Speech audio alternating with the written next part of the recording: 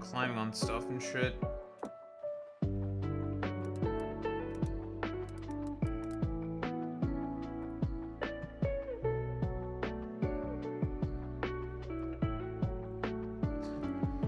I don't like what she's up to.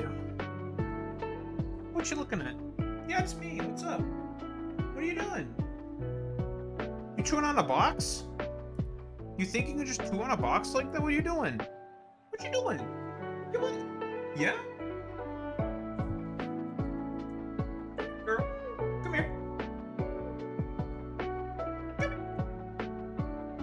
Come here. I guess we're flipping over to this. Come here, girl. What you doing, baby? Come here. Yeah, I'm looking at you. Yo, what's up? You looking at me? I'm looking at you. What? What are you so confused about? Oh, what's wrong? What is it, baby? Yeah. Why are you just hiding there so small-like? What's going on? Are you okay? Something wrong? What's wrong, baby? What's wrong? Come here. What? What's wrong? What's wrong? Is something wrong? What's up? Okay.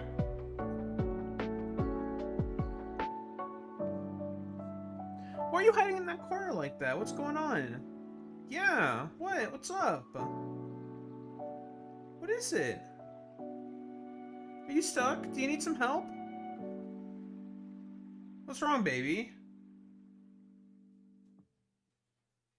You trying to keep chewing on that box? She just wants to keep chewing on that box. Okay. That box isn't good for you. What are you chewing on that box for? Oh, that's because you're a silly little cat, that's why. Because you're silly. You're a silly baby.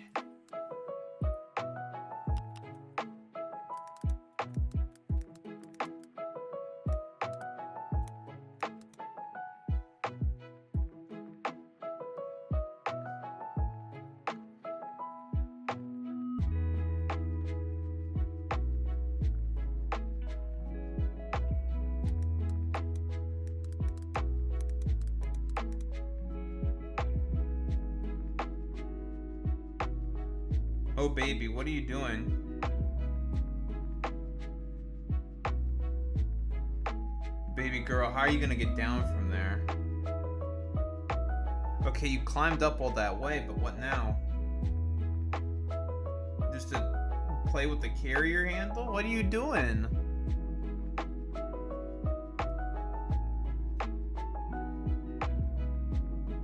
What are you gonna do if you fall? You've fallen before, silly girl. Are you gonna jump? No, you just wanna mess up the carrier handle. Okay, I mean, you can do that.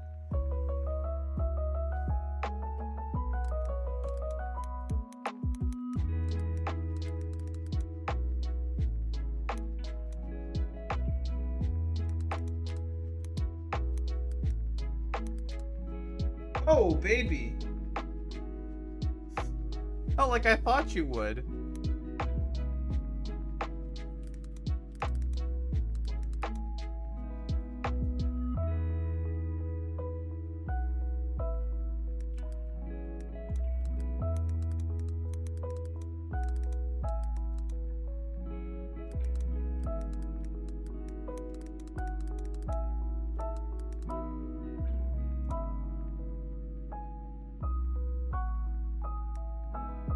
My goodness.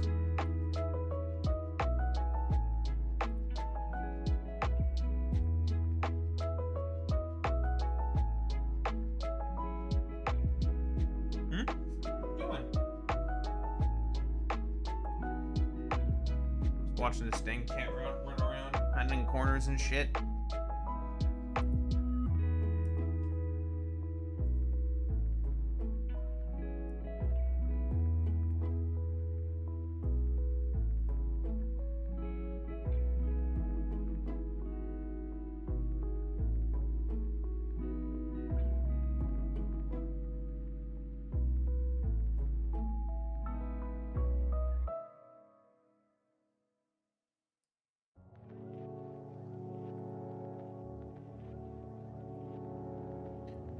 All right.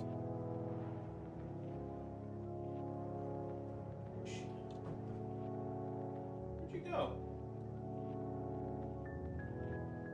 Oh, how'd you get back there all of a sudden? Jeez. That was fast. Silly little cat.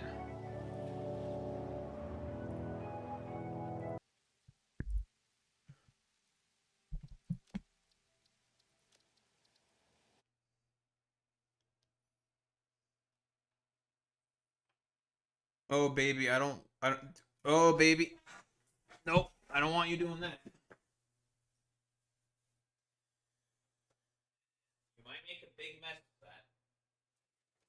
Just gonna move this out of the way, baby, okay? There we go. Did I scare you? Sorry about that. Just don't want you making a big old mess there, baby. Yeah, what's up? What you doing there? You good?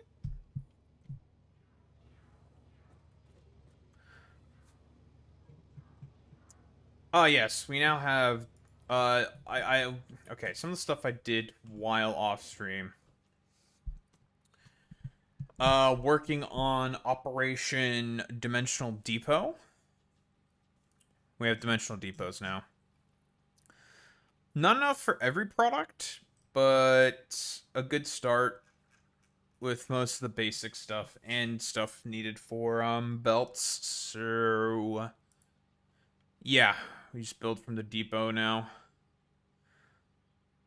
All this other shit we got is gonna be trashed or thrown into the depot itself. So you're going in, you're going in, you're going in, you're going in. And then we'll throw in more stuff as it becomes available. I do want to find more Mercer Spheres, though, so then I can build more depots.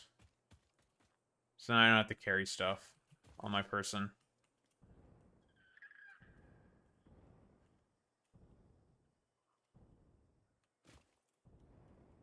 At this point in time, it's one more sphere equals one more depot. Because I've gotten all of the upgrades. I've scoured a good amount of the world for them.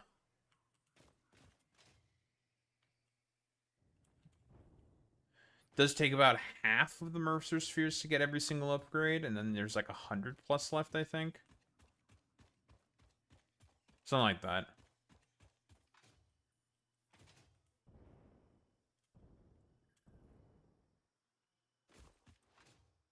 Target detected.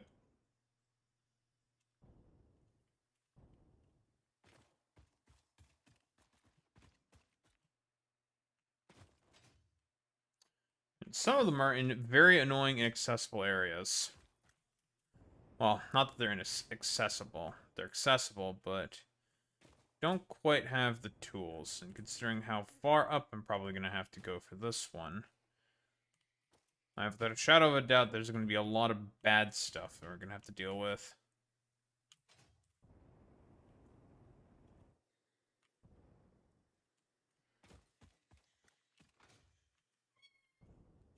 What is it? I'm going to grab this one. What's up, dorks?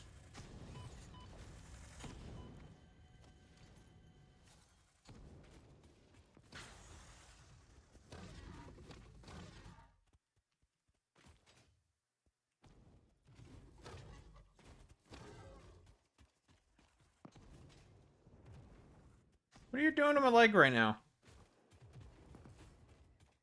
What you doing?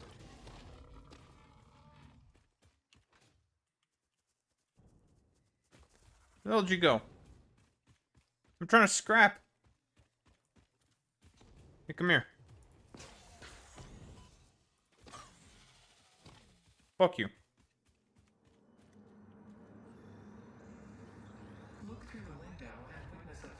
Why are you trying to attack my foot right now, girl?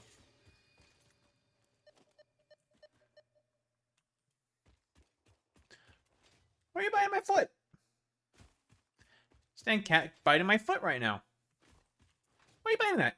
Why are you trying to jump up on me right now? Do you want to up? What do you want? Trying to take off my sock right now, dude?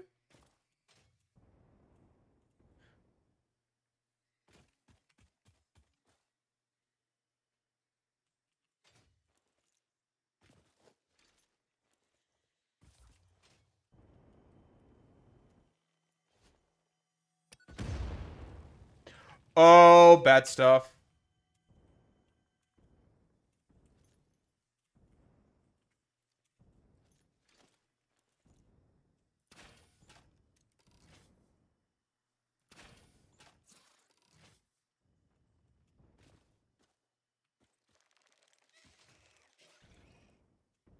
Bye, assholes. Get juked.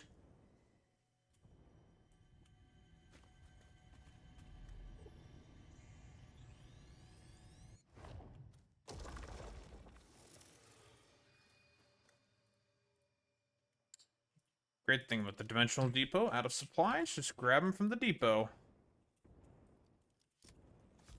More explosives? I now have plenty of explosives. What do you mean I had no explosives? We kind of don't want to go into the Red Forest because it's a massive fuck you area, and I'm not perfectly equipped for it. And mostly because it's a big fuck you area. Oh, hello, beautiful.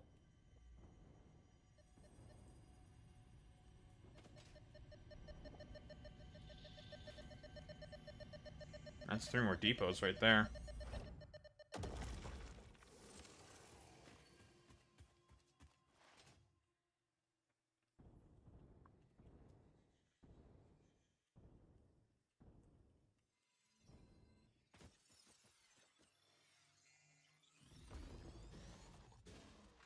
See you, bitch.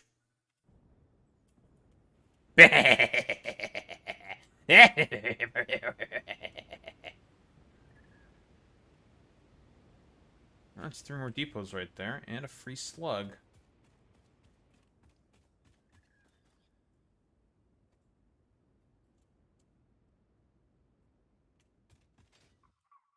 Oh, hello. I am not interested in what you're selling. Goodbye.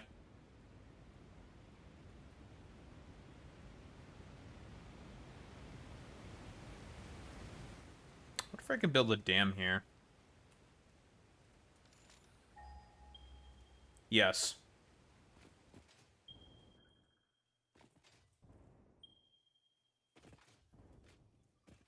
Oh, the Red Forest. A great little area. Filled with many riches. But is extremely dangerous and filled with a lot of stuff that'll murder you. And has fucking spicy rocks everywhere. This place is not for the faint of heart. At least with the Titan Forest is nowhere near as bad because you can just hide in the trees like a little bitch. This place, that option's not really available.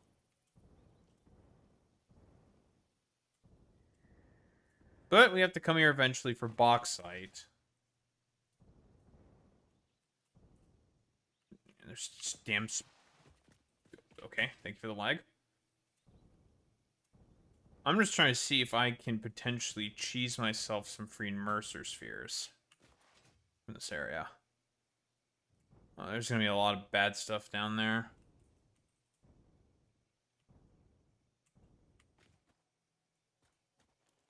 Any big spiders? I hate big spiders.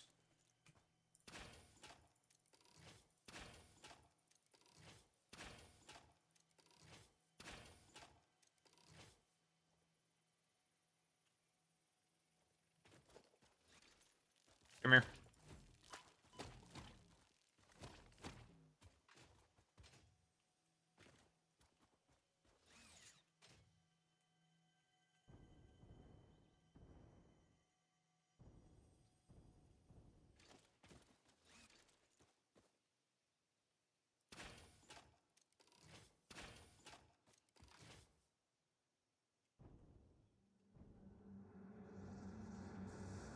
Witness a single strand of the tapestry.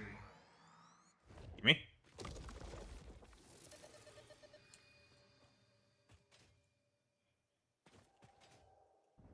Okay, I should not be on the ground on this in this area because this area is extremely dangerous. Especially when not perfectly equipped. I mean, we're decently equipped, but not perfectly equipped. I'd rather have a gun. I want that summer sloop.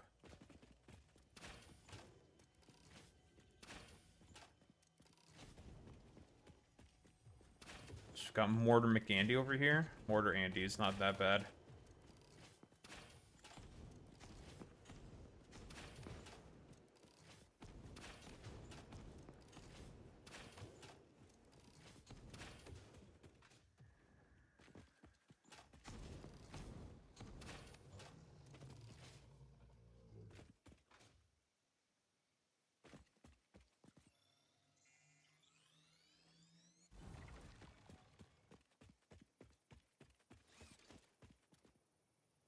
Hmm.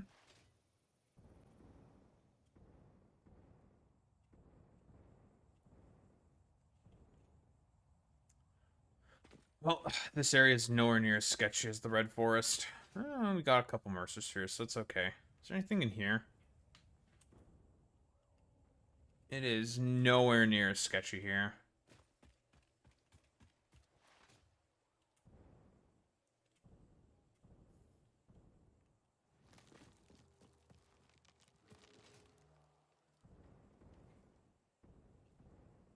Hello.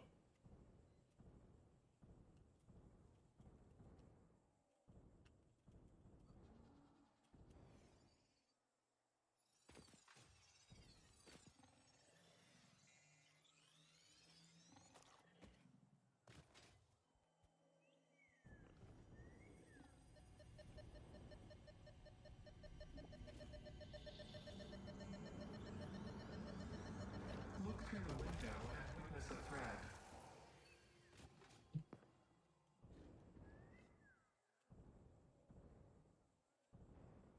And we can get away with some easy heists in this area. What's up, assholes? I'm on a cliff and you can't do shit.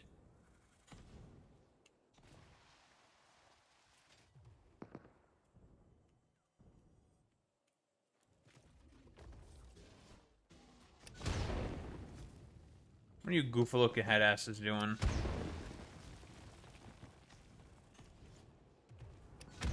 Fuck you.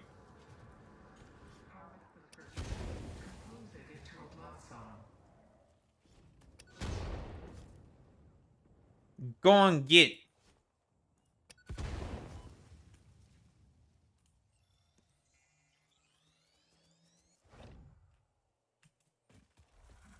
Excuse me, sir.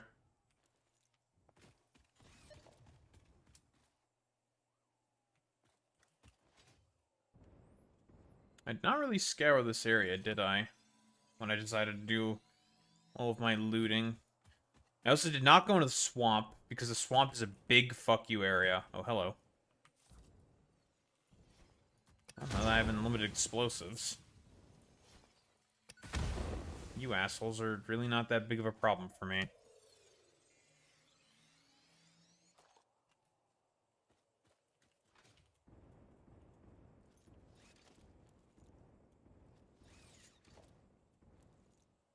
Oh, hello.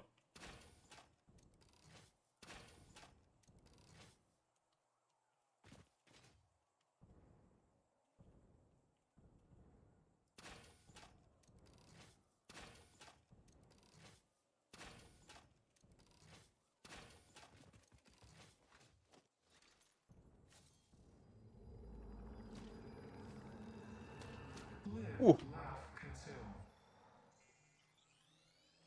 You fall asleep or are you just chilling by my foot?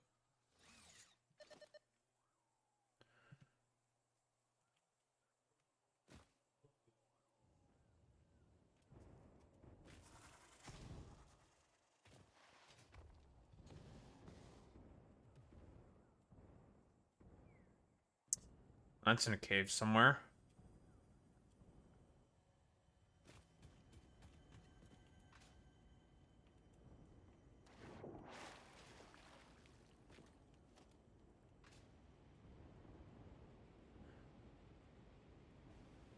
question is where's the entrance to the cave?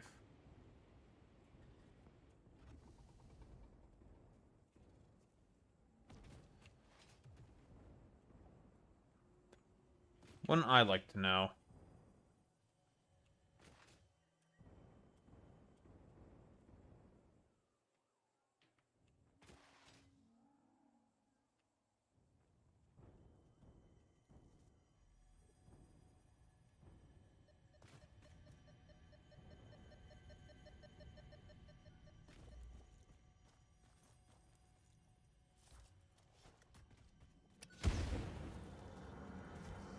Your waves lap at our shores. When will you land? Gimme.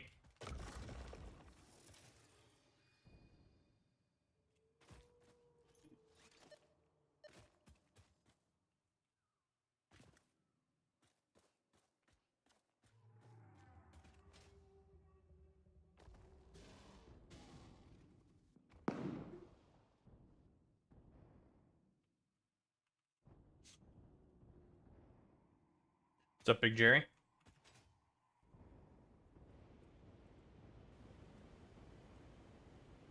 W.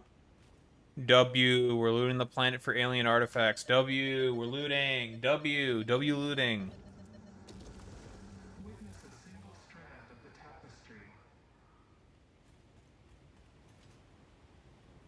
I now have unlimited explosives whenever I want. W.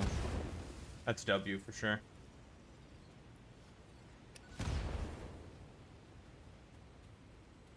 Oh, free purple. Big dubs right now. We got some big dubs going on.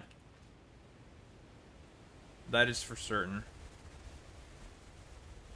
Where the hell is this thing?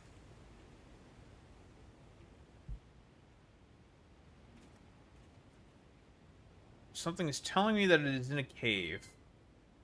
What is it? Do you smell food outside, you silly cat? Well, I'm sorry. It's not your food. It's not yours. It's not yours. You can't have it.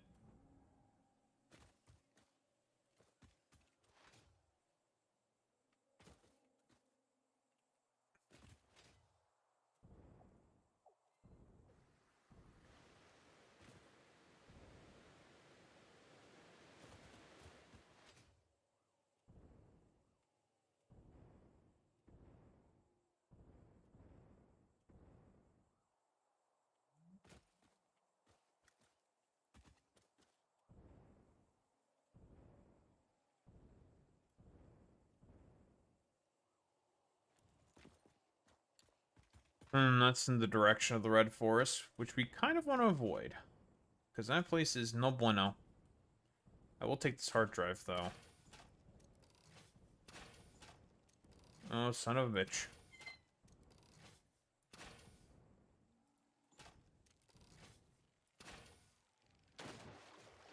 Oh, not good. Excuse me, boys.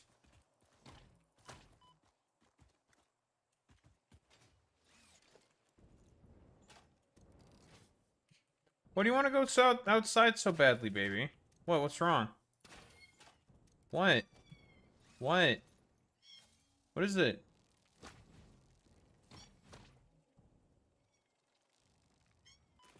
No, break my legs. Well, this area should be clear.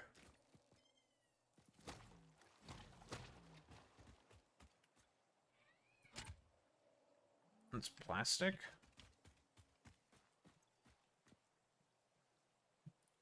Like.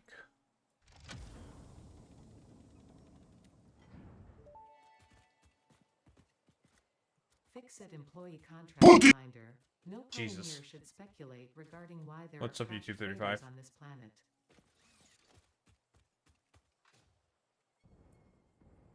What?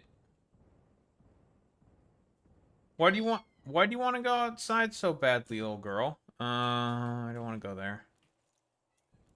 What? What is it? What? What?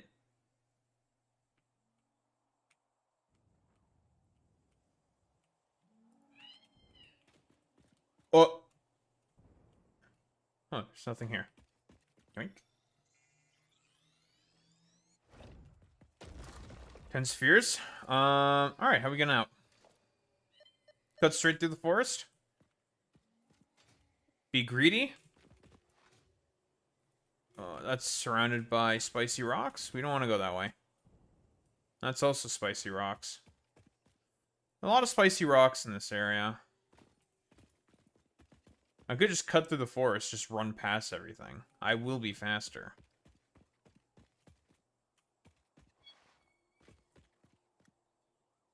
What do you want to go outside so bad?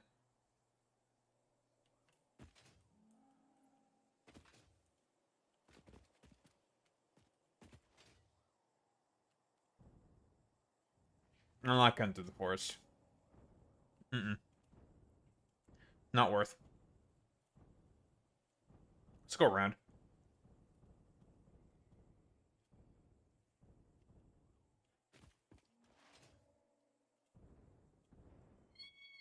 Oh, hello.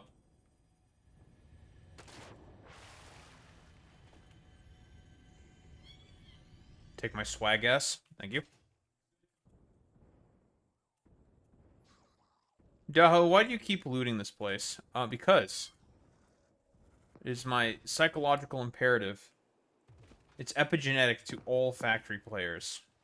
To all factory automation players, you have an epigenetic desire to colonize and loot the planets that you are landing upon. It just within the DNA. You have to.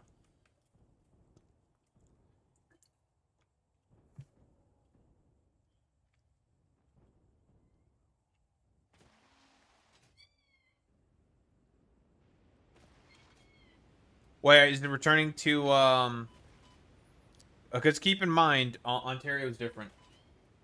What are you doing? Alright, this should be safe enough. What's wrong? I'm under attack. She wants to go outside. Go outside. You shouldn't be. May return to Manitoba. Man, I thought Manitoba was elbows up. What happened? What happened? Huh. It's bullshit. Yeah, well, that's because Wab Canoe is based. And he understands these... Wab Canoe understands the assignment. The Liberals don't. Obviously, the Conservatives don't. They never understood the assignment. In fact, they do understand the assignment. They just hate the assignment. So they're just like, actually, we're going to have a new assignment. Fuck you. And the Liberals, they're just like chickens with their heads cut off. Running about.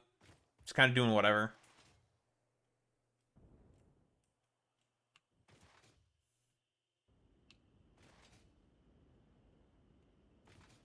Does Manitoba have its own version of LCBO? I don't know, honestly.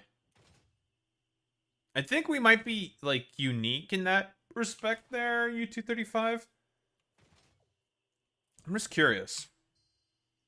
Let's check.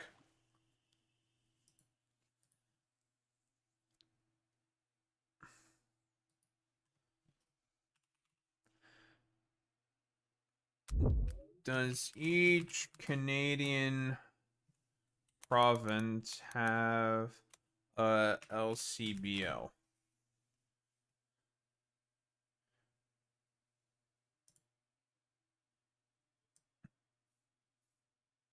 SAC! I forgot about SAC, dude.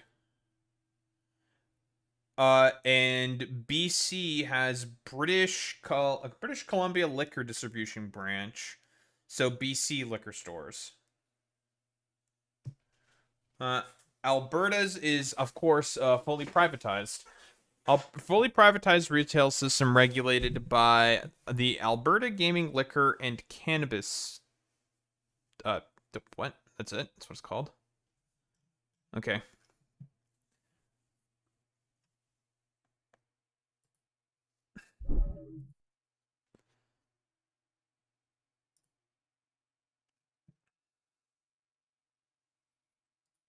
Yeah, well, you know, shithole.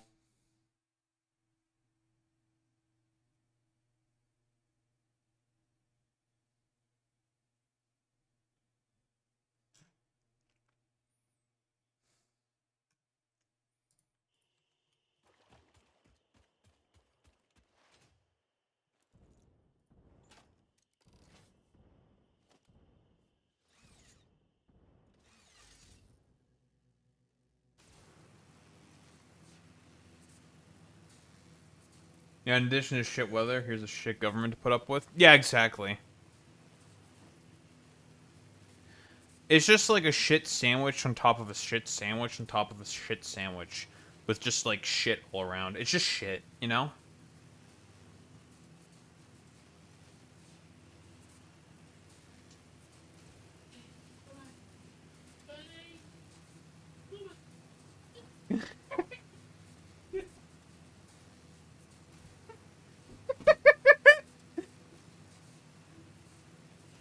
Not that Ontario is any better? Nah, it's not, unfortunately. Are you happy you went outside now? You got to smell some of the sights. Oh, now you want to play with my socks, huh? What do you want, baby?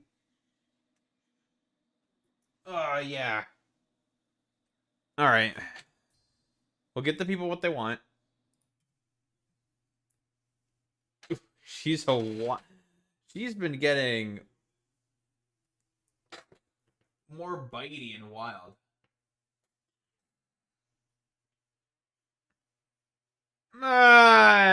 Competent people in Rob and Doug Ford's government.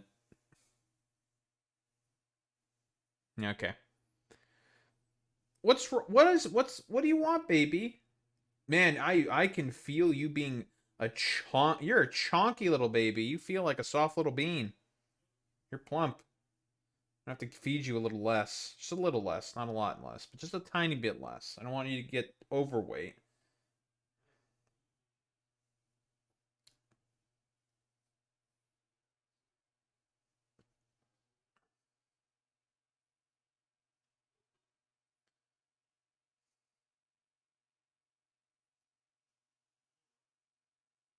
Okay, put you in frame, baby. Your content now. See? Say hello to the people. Say hi. Ooh, she tried to bap you. Oh, good. You're getting more based by the day.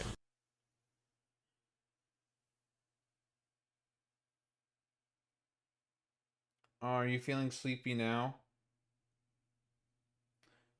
You were so full of energy, huh? Oh, but now you feel very nice and warm in my hands, huh?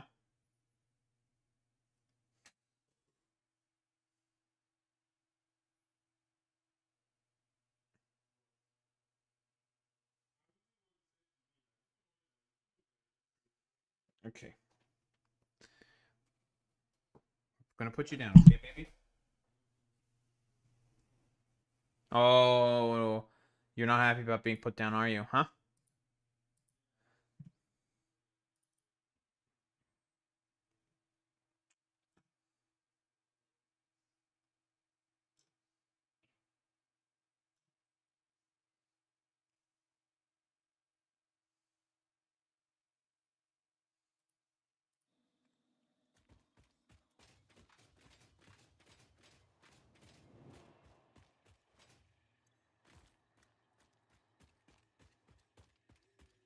Hmm. Okay. So I need my smokeless powder.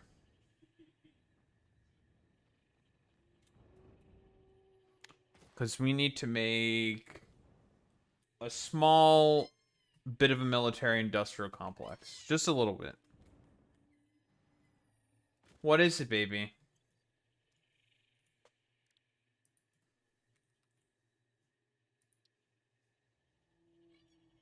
What?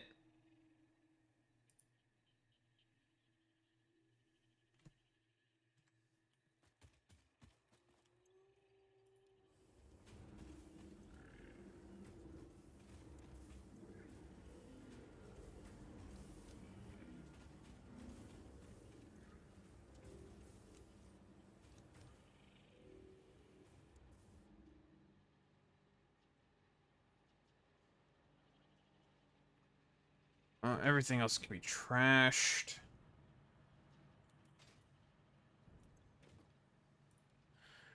Trash. Trash, trash, trash, trash. Trash, trash, trash, trash, trash, trash. And that's what we call nice empty inventory.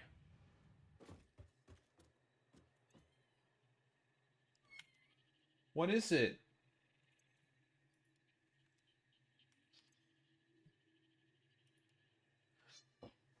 Oh, baby.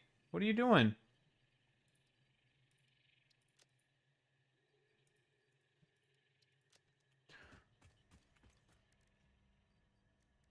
Alright, let's see if we can get some useful recipes. Some of the stuff I'm looking for pure Caterium. So I want pure Caterium, and I also want some alternative computer recipes. What is it, baby? When do you want to go outside again? You just went outside. What? What? You just went outside. You want to go outside again? You just want to stay here.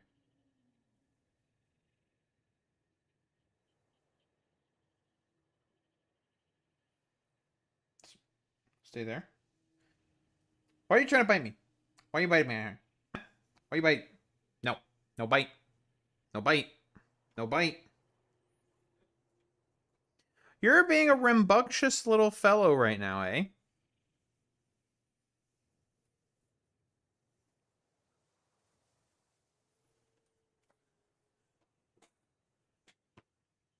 You're being a very rambunctious little fellow, eh?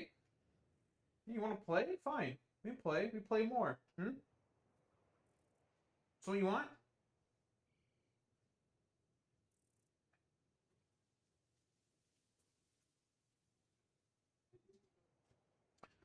So I took her to the vet on Wednesday.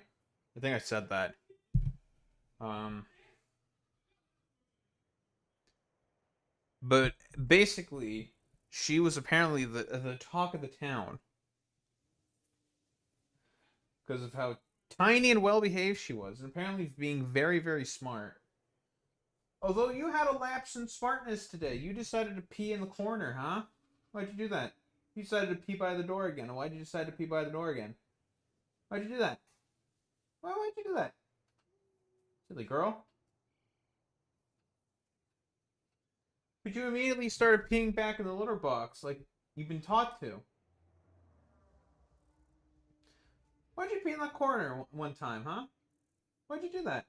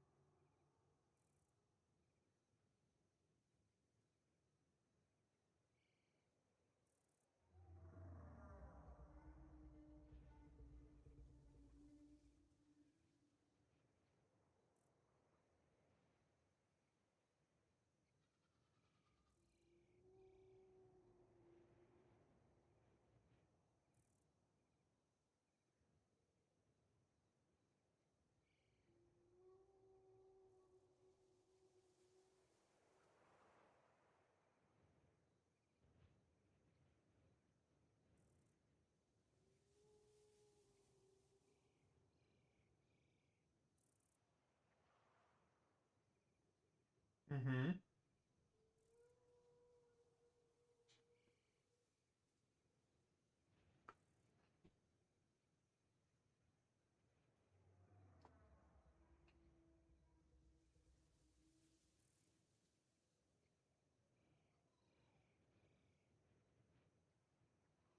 Cat.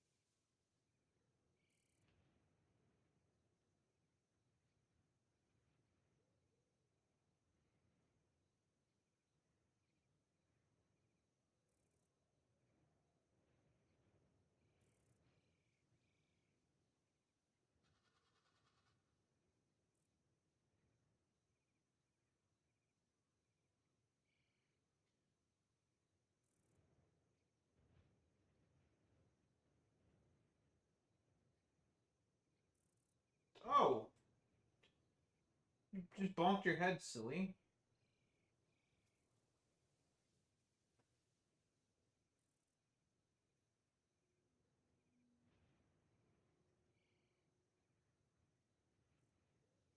Come here.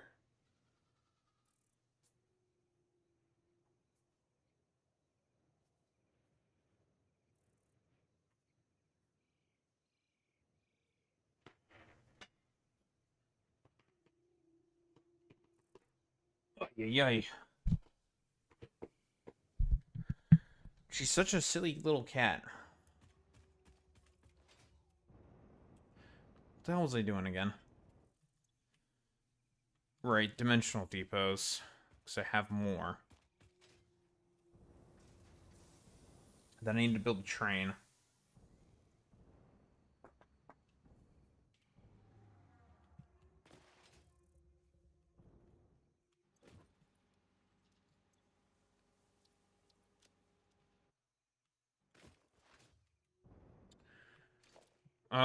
First, let's do something smart and build a depot so we can build more depots.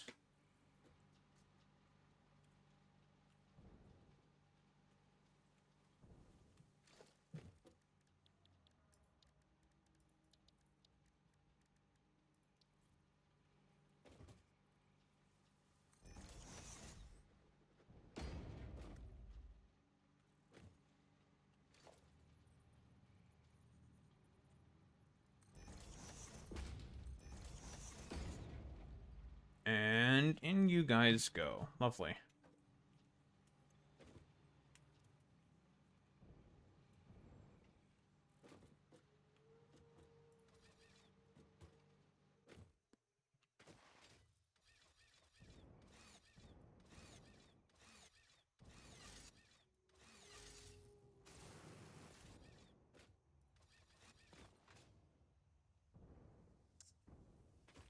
Alright, what else do we need to stick into the dimensional depots that I have available to me right now? We have AI limiters. So for the programmable splitters. Stators. Do we need stators? Maybe. Fuck it. Surely there'll be something.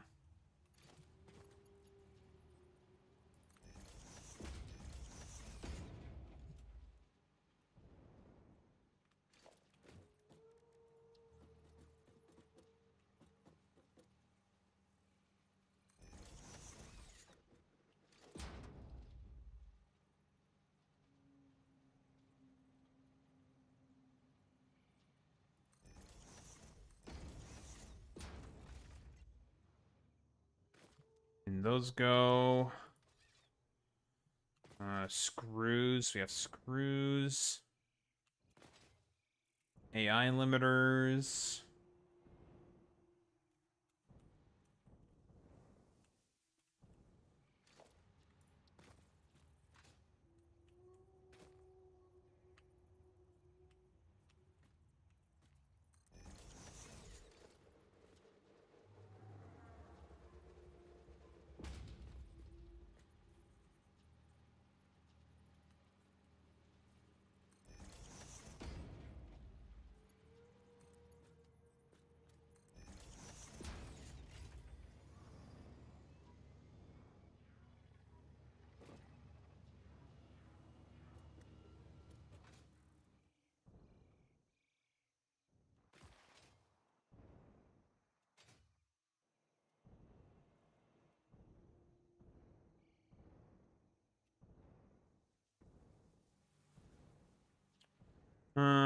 Don't think we need empty canisters. Probably not.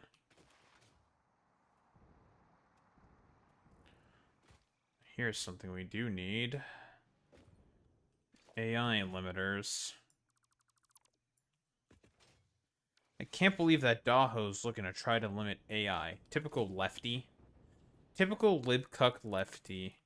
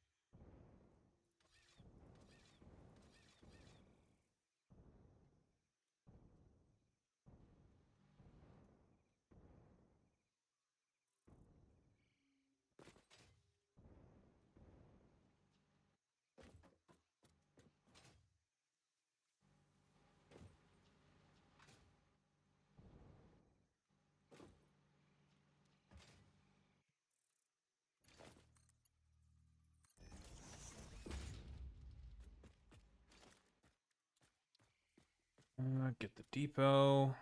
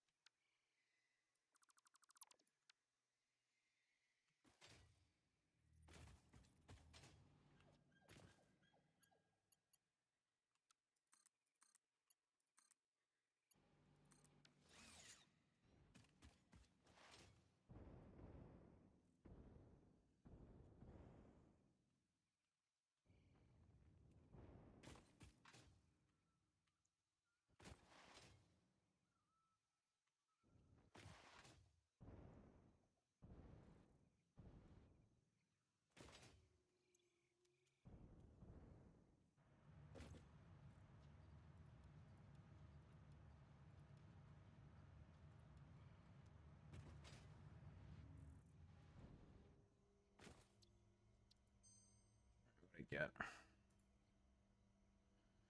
One of the things I was looking for. Lovely. Pure Caterium ingots.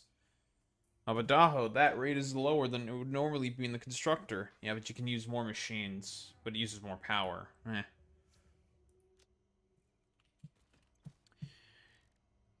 Gives you overall more Caterium, more bang for your buck, but like, I think it's like 60% more Caterium overall. Which we will need.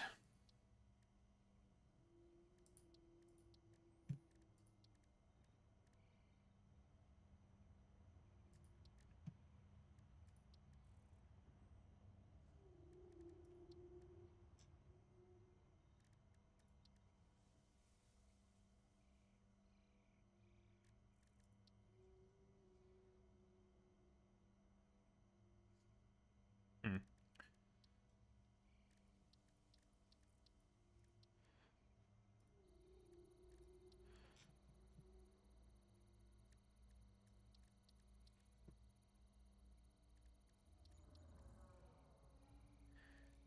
These.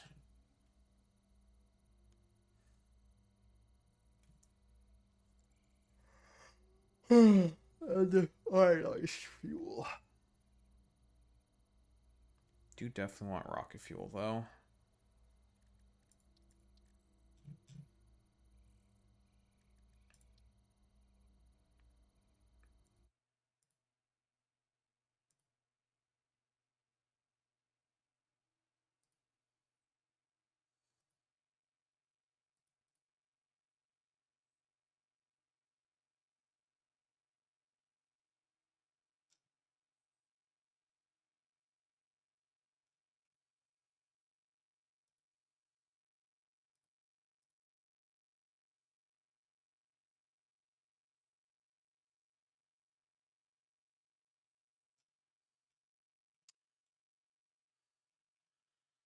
Dan Solomon calls out Hassan and Twitch for kneecapping Democrats during a potential blue wave.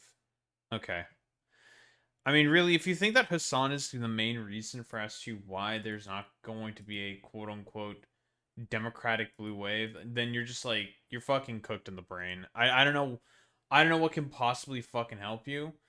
Your brain is just broken. Like your brain is essentially it will be eternally fucking mind cucked for the rest of eternity. I'm just going to look at you and just be like, wow, you're just brain damaged.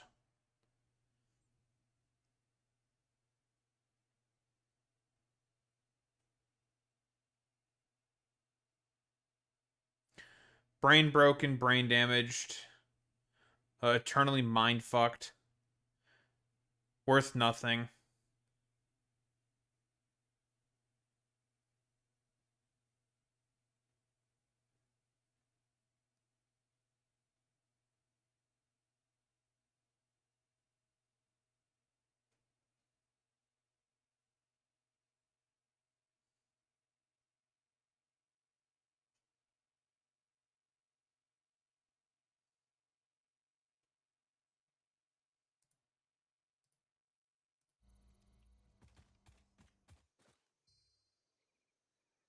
Anywho.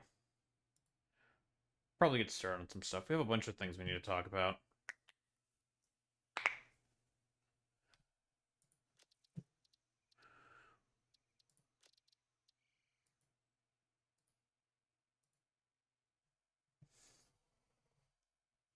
Where'd the cat go?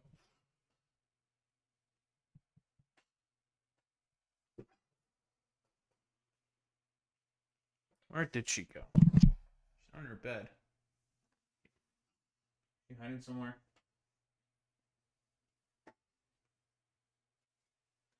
Could be hiding under the bed. Many such cases. I eventually have to feed her some dewormer as well. They gave me basically like 2 little half tablets. Half tablet by mouth at 6 weeks of age, then given another half tablet by mouth 2 weeks later. So that'll be fun. Gonna have to give her medicine somehow.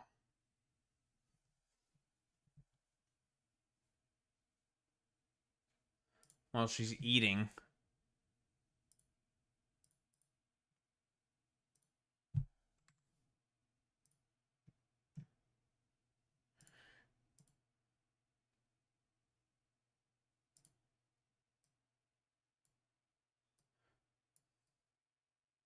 It's time to despair.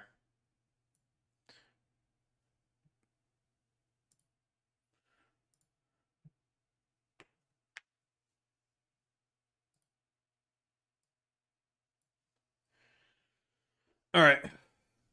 Let's get started.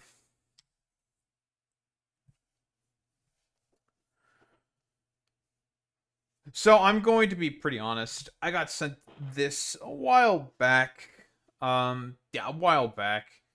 By I think it was Boy Meets Spinny. I think it was Boy Meets Spinny who sent this to me. And I wanted to take a look at it, just yap about it, see what there is to say. And it's one of those things where it's just trying to think of the best way to put this. Like a sort of like acknowledgement of existential dread. Yeah, an acknowledgement of like existential dread, basically. If I were to just say with lack of a better term. What can I say? The future for us young people are not looking great in particular. Climate change is a problem, the housing market is shit. The labor market is also fucking terrible as well. Right? It's pretty much just for most people, it feels like it, because I also feel the exact same way. You go up to the metaphorical gotcha machine or the slot machine or whatever metaphor you want to use here. Insert it wherever, who cares? You pull the lever and you take a spin and you pray you get lucky. And I don't know if anyone understands this, but I feel like for having these expectations put onto us, like say for example, you got to go to the university, you got to get a good job, it needs to pay well, in order for you to be able to find the wife, the house, the kids, the car, blah blah blah blah blah, and be able to have like some form of a middle class existence, aka the American dream. And due to a lot of extenuating circumstances, COVID, the worsening of the economy, worsening of the labor market as well. Due to all of these circumstances, even just that simplistic goal in of itself is further and further out of reach. I'm just gonna say this real quick. I am like this guy right here. He says himself that he's about 30 years old. I'm also about 30 years old. I basically have in the back of my mind like no prospects for any future whatsoever, right? I've more or less come to the conclusion where I'm just like, fuck it, whatever happens happens. As far as I'm concerned, I'm just going to go sign myself to like a quote unquote metaphorical death, where I'm not really expecting much of any good to come out of people within power, in positions of power who can do something about a lot of the current dire economic conditions that we find ourselves under. and also the fact that we are currently living in a time where climate change is getting worse. I mean, there was yet another heat wave happening within Europe. Very cool. As well as the fact that the economy is getting worse because more and more wealth and capital is just getting funneled up to the top. And, well, that's also having adverse consequences as well. Who would have thought that trickle down economics that does not work? What we got here? Not one of my friends has children. Zero. No one. I'm 30 years old. Not one of my friends has children. Zero. No one. No one's having kids. Same. Do you know how hard you need to abuse a mammal to make them not have children? Like, That's actually a pretty good point, right? And we all know why. Because, okay, this is like a general sort of world thing. This is a general world trend, right? The population of children, or the amount of people having children, is going down significantly. Most populaces are not having enough children in order to be able to replace. I think the term is replacement populations or something. I could be mixing up my terms here. But essentially, no one's having kids. Now you may be wondering, well, Daho, why is no one having kids? It's the economy, stupid. Have you seen what the conditions right now, economically speaking, are? Do you think we are in an environment to be having kids at this moment? Fuck no, we're not in that. We are nowhere in that environment at this moment. And, like, I don't want to sound like I don't know, like a doomer about it or whatever, but there's like a very, very simple reason for as to why this is the case. No one can afford anything, man. Like, I don't know if people know this about kids, but kids are fucking expensive, right? Wages have not been keeping up with inflation. They have not been keeping up with the current economic woes that we are finding ourselves under. So should we really be like, I don't know, all shocked Pikachu facing? And this is for the conservatives mostly. Should we really be like shocked Pikachu facing that nobody's having any fucking goddamn kids? No, of course not. It's obvious. This is the obvious conclusion of unchecked, unfettered fucking capitalism, right? This exact same fucking thing also happened during the fucking 20s. It's fucking crazy. It would be unethical to bring children into the world as is. Ecological collapse, dying economies, the world spiraling towards another world war. That's also another factor. Now, I don't really like that argument as much, the unethical sort of argument. I can understand where it comes from. So I'm not like inherently like dismissive of it, right? Of course, Fox of Fate. I just don't like it as much because I feel like it's just not as effective as just saying what the straight up economic sort of argument is, because that's when the conservatives will just come in and be dishonest, talk about like, what do you mean it's unethical to have children? That's the biological imperative of humanity. Yeah, and it's just like, okay, what they mean by that is because the planet is dying, economies are dying, no one can afford anything, it's expensive to have kids, blah blah blah blah blah, right? Like, it's one of those things where it's like really, really easy to just like immediately misconstrue. But you're not wrong when you say that. like for real. Like let's step here back a moment, right? Never thought of it that way. Yeah, look, GDP goes up. People have have enough food, you know, and whatever. No one's having kids, and this is across the world. This is across both the West, the East, you know, everywhere it's happening. So there's a thing that happens, especially with like even younger than me. Like the kids are like 18 today. There's a huge problem where they don't dance. No one dances. They go to clubs and they don't dance. Why is this? Because you get recorded. Yeah. I do remember pre-watching this. I did not watch it in a little bit of a while, and I now remember where he's going with this. And this is also a good point here, to be honest. I think I've also brought up this point before as well.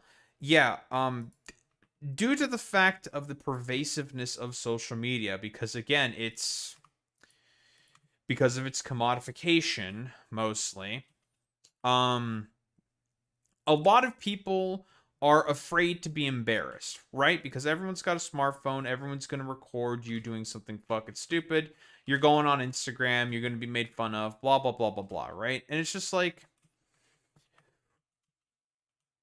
I think this is the BB No Money where I talked about this.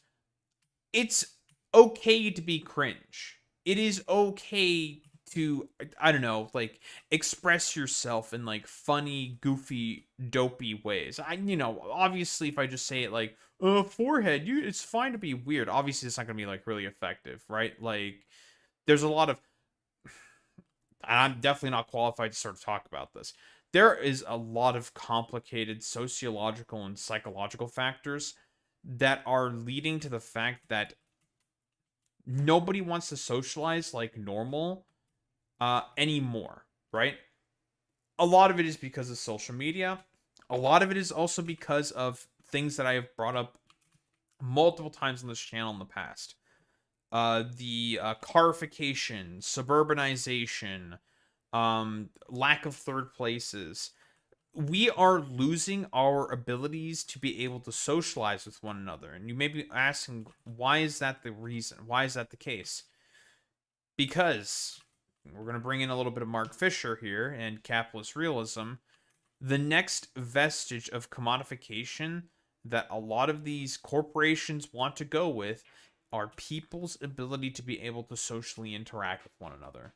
That's the next vestige, right? And it's through a lot of these AI companion companies, all these like AI chatbots and whatnot, that are acting more and more friendly with you, more and more personable, more and more like a human. I've said this before, but I think that these things are fucking evil. Very, very evil, pervasive sort of technologies. And the consequences, the adverse effects that this is having upon the human psyche, it's making it such that it's a lot harder for people to be able to, well, interact with one another. People are having harder and harder times being able to socialize with one another. This is really bad. Should obviously go without saying, for a lot of reasons. Because guess what? If you're not able to, well, socially interact with people, how are you expected to have a family, to be able to raise kids, to be able to, I don't know, be a contributing member of society in like a sort of like quote unquote normal sense? It becomes nearly impossible, right? Because people's ability to be able to socialize with one another is, well, I'll say it, just getting absolutely destroyed. If you're an 18-year-old kid, you go to a club, you get recorded. If you approach a girl and you mess it up, you get recorded. Everything is the panopticon now. Yeah. So if you had to ask me why, my answer is technology. My answer is social media. My answer is AI. My answer is algorithms. Do you know what dating app algorithms do? Oh, we've looked at a video about this. They're evil. They're really, really bad. I mean, like, again, it goes to the same point I've been talking about, but this is capitalist realism, 1000%. Like, every aspect of human life is to be commodified. Everything. People's ability to be able to socially interact with one another. The way you transport yourself. The food that you eat. Literally everything. Every aspect of the human psyche, even down to the soul. If it can be monetized, oh, it will be monetized. If a fucking capitalist could find a way to bottle up air, just Lorax style, and could find a way to monetize it, to privatize it, oh, they will. Oh, they will. They definitely will, without a shadow of a doubt. Which is why something kind of has to be done about this, because this is not sustainable. It's not.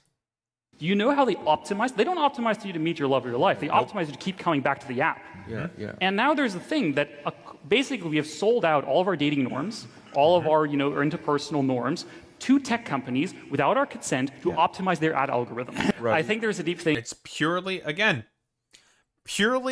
for the simple fact that they just want to get your data and sell it to a bunch of ad brokerage firms. That's it. That's literally it. Like, we can like point to a bunch of like old like cyberpunk dystopian-esque movies that have talked about this in differing like forms of media. Blade Runner in particular comes up. Blade Runner basically talks about all of this stuff very much so in depth. And in fact, a lot of the stuff that happened in Blade Runner is coming true today. Like all the fucking ads on giant-ass billboards being played and shit. Literally all that's left is just like the androids, and well, we're basically right there. this situation's only going to get worse and worse and worse unless, guess what? The state does something to rein it back in. Because that's really the only option that we have right now. Like, no proletarian revolution is going to be coming any soon, comrades, okay? That's not happening anytime soon. So, unfortunately, we have to be a little bit realistic. And it's...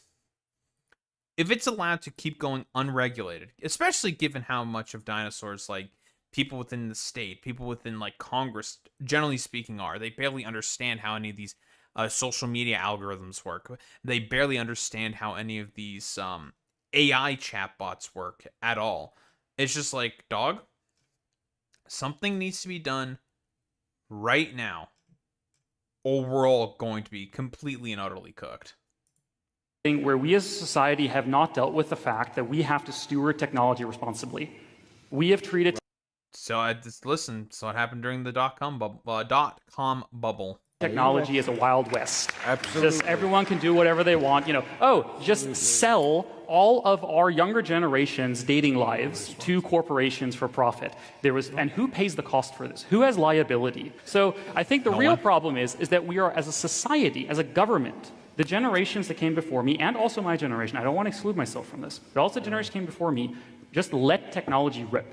The promise was, if you let technology rip, if you let internet rip, there will be democracy. Well, this was kind of the promise. Yeah, again, what this guy is speaking to, he's 1000% correct here. We have to harken back to the 80s with this one in particular. The idea behind what happened with technology, because it was mostly a lot of like libertarians who were the quote unquote, like, I don't know, godfathers of the technological industries and whatnot, right? Mostly like libertarian guys who just basically said like, oh, why should we ever have any, I don't know, like unions or representation or whatnot? We could just like show our talent and we'll just get hired that way. Well, we all know how that went. It was a complete disaster, obviously. And not to mention also the fact that given the whole learn to code sort of quote unquote Ponzi scheme, deferring more and more power to these tech companies, the rise of social media, the .com bubble, and everything like that, the promises of the internet, was always going to be in a position where it was going to boil over into this metaphorical maelstrom that's just going to be completely and utterly out of our control. This was an inevitability, right?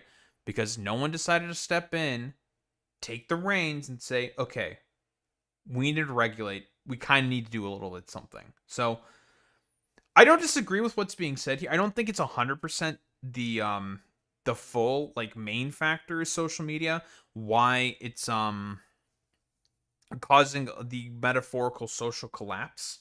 I think it's got a part to play, but it is the current sort of front line, for lack of a better term, because I'm sorry to say, but the social collapse was going to happen eventually. It's starting to happen now. Democracy and freedom and happiness and economic growth, and where is that? And I think my generation is noticing that broken promise. I have certainly noticed that fucking broken promise. Guess what? I tried to go into computer science. I tried to learn how to code. I didn't like computer science. I went to IT, learned how to code routers and switches, and here I am bumming it about and not having a fucking job. Yeah. The promise has been absolutely fucking broken, and I'm quite embittered about it. Let's just say for certain. But yeah, no, I don't disagree with what I don't know what this guy is basically. But I mean, it's a video from Jerry Rig Everything, right? I don't know what this dude is saying. It's like long-haired 30-year-old dude. You know, it's that's the nerd connection right there. I am also a 30-year-old long-haired dude. That's the connection. This guy is speaking to me in a spiritual level. Okay, that's where I'm at with this dude right here. This didn't come out of nowhere. This was a sort of like I want to say the collapse of like the social order that we have right now.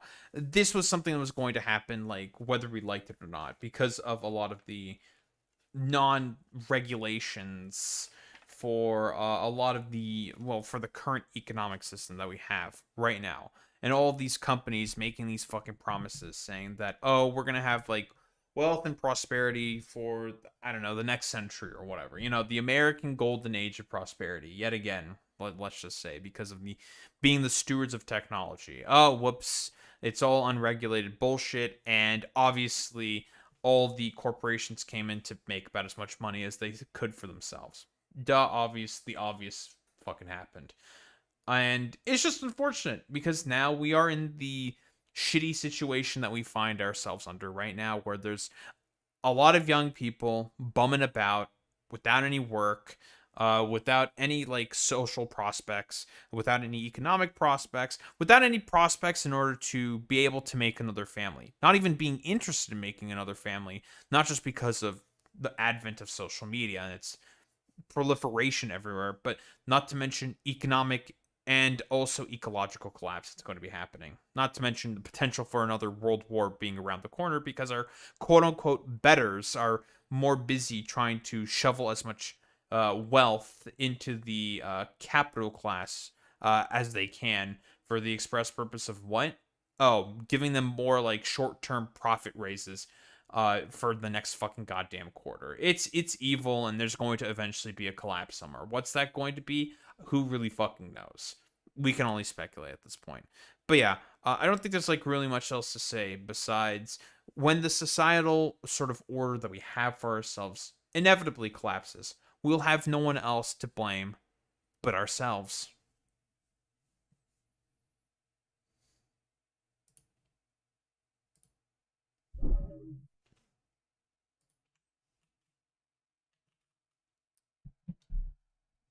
$30 left.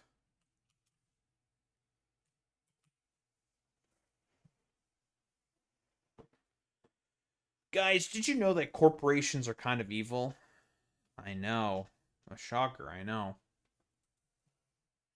I can't believe that Daho is saying that corporations are evil. Grr, how dare he? Grr. Grr.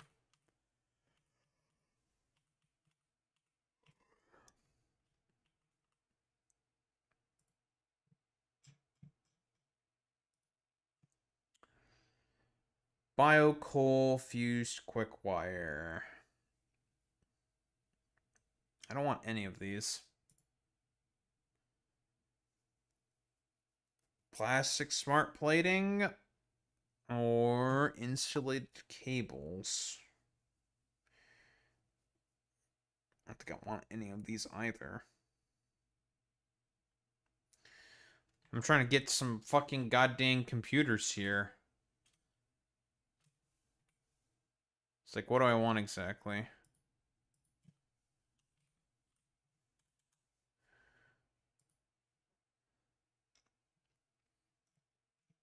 Some here.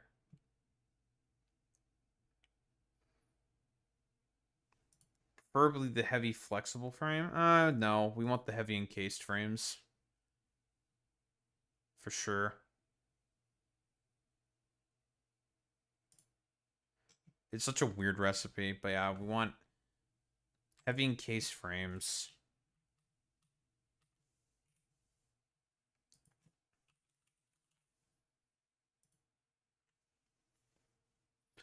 And as for the computers,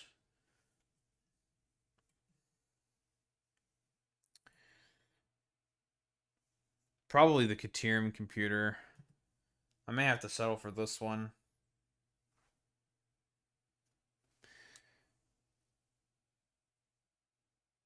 The problem is that this is so expensive in terms of plastic. Like 40 plastic per minute is a lot.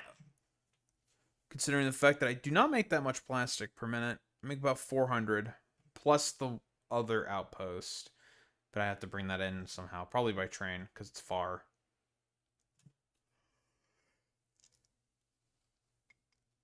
That's true, Fox of Fate, but unfortunately, we're stuck with the evil. So, you know, what can we do? Besides deal with the fact that we're dealing with a bunch of evil.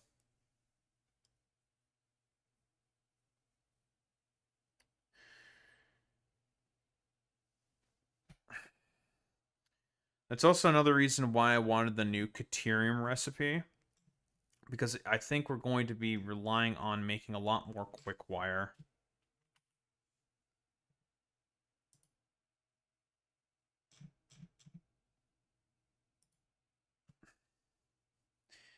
Which means I'm making all of this dang plastic, probably for no reason. What else uses plastic? Besides, like, computers. What are you used in? I could use all this plastic to make more rubber if I need to. You know, we're not making circuit boards. Supercomputers. Oh yeah, that's pretty expensive. Could use it to make AI limiters, but I don't think that's really necessary. Could use it to make more rubber. We can do that. Coated iron plates. Don't think we need that. I mean, this is a pretty decent little recipe. It's not bad. Making that many iron ingots is not really that difficult, to be honest.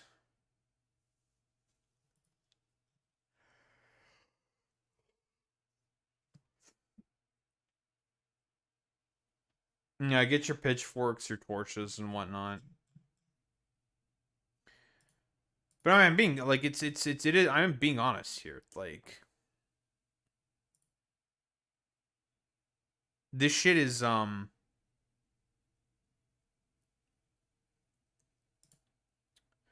is unsustainable.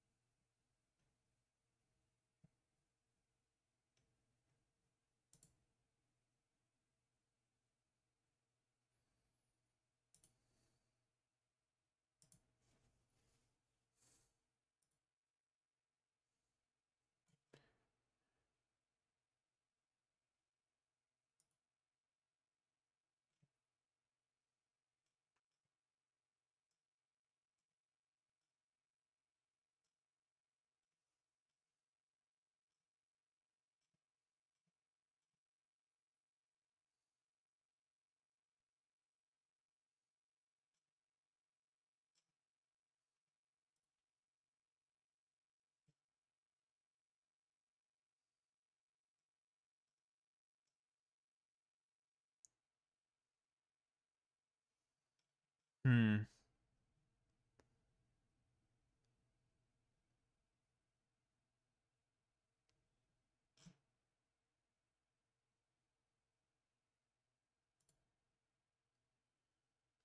What's a brother gotta do in order to not suffer anymore?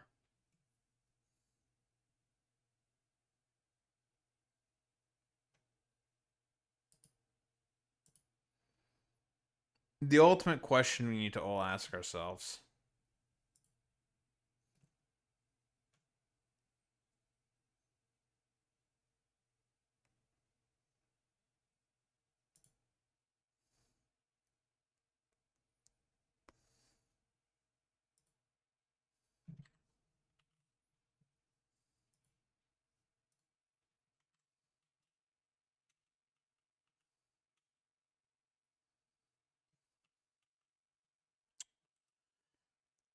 Okay.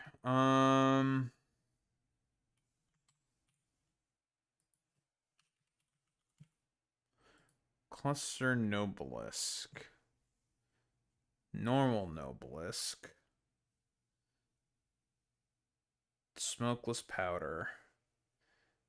Gets the cluster Nobelisk.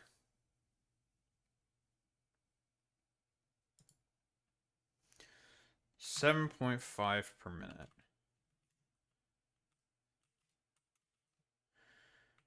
Question is, where am I going to put this shit? Because I think we're definitely going to need some form of rail infrastructure to bring this shit in. Because all of our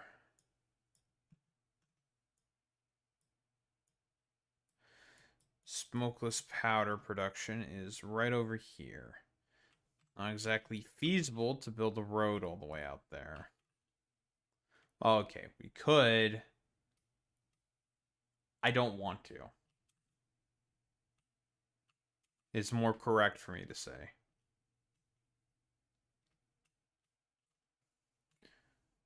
Also, use it as an opportunity to also start making a whole bunch of rifle ammo and eventually homing ammo.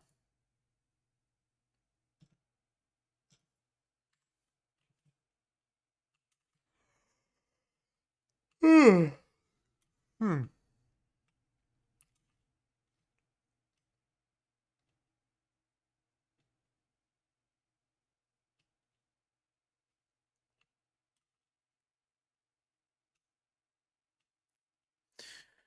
Hmm.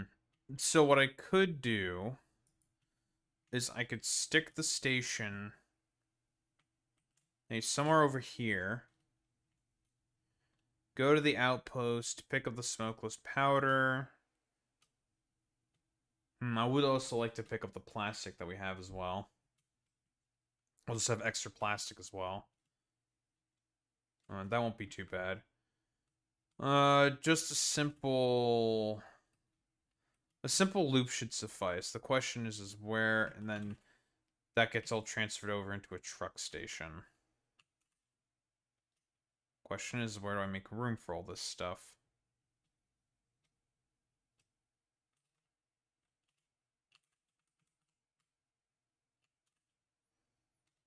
I could make some form of an adaptation, put the train station over here.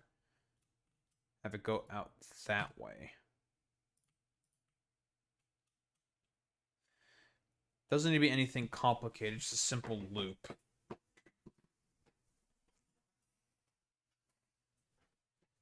Doesn't necessarily have to be a loop either. Let's see. Do I have everything to be able to start making trains?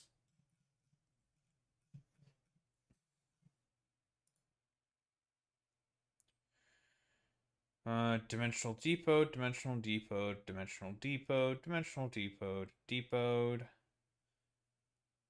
We're gonna have to ignore the signals. Because we don't produce computers quite yet. But otherwise, everything is in the depots. So what I could potentially do... I could do something maybe a little sneaky. I don't know if this will fit. Stick the truck station here. Have it such that they come through here. I don't think that's going to really work. Wait, I have these 2 extra stations here that don't do anything. Perfection. Because what I want to do is I want to put the other rocket parts around here, basically. Well, or at the very least somehow finagle it all in. These things are kind of in the way. Or rather, really, the terrain is in the way. I could probably, like, finagle it around over here or something. So I want to keep the parts relatively close to the elevator. Which would make sense.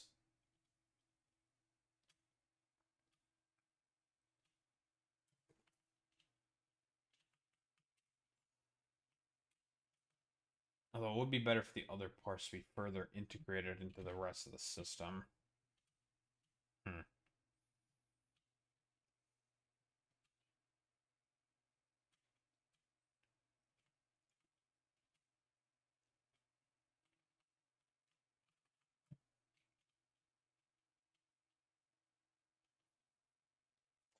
But what I do know is that I definitely want to train.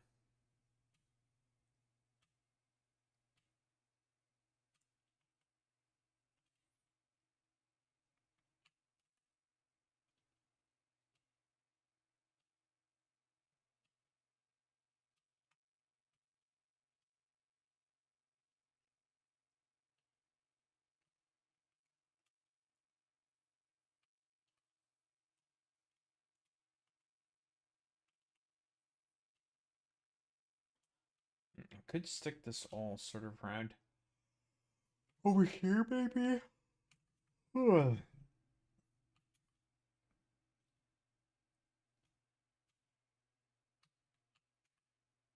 Hmm.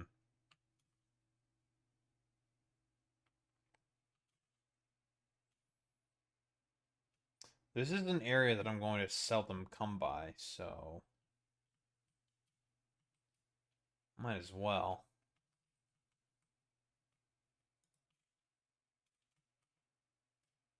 Might as well stick it here.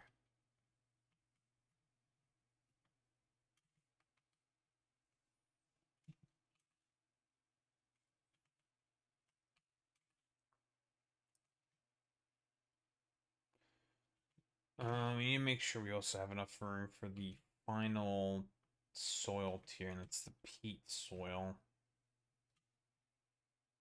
Sorry, all that.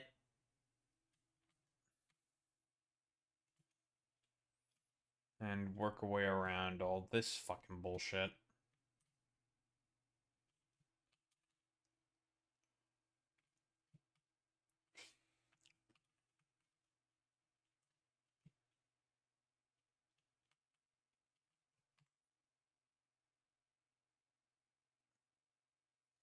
And you.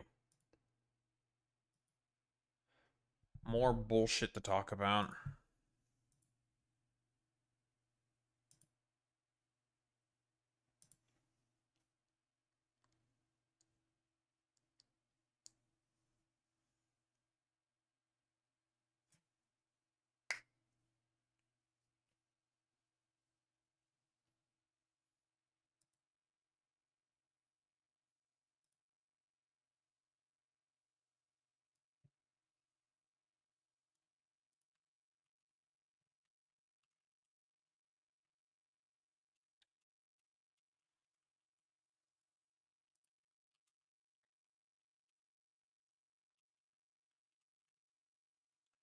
Oh boy, time to talk more about men. I love men. Men. We love men, don't we, folks? Ooh. Pepe, why are you gay? Who says I'm gay?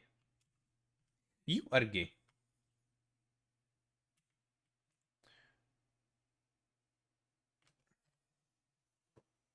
Alright, let's get started.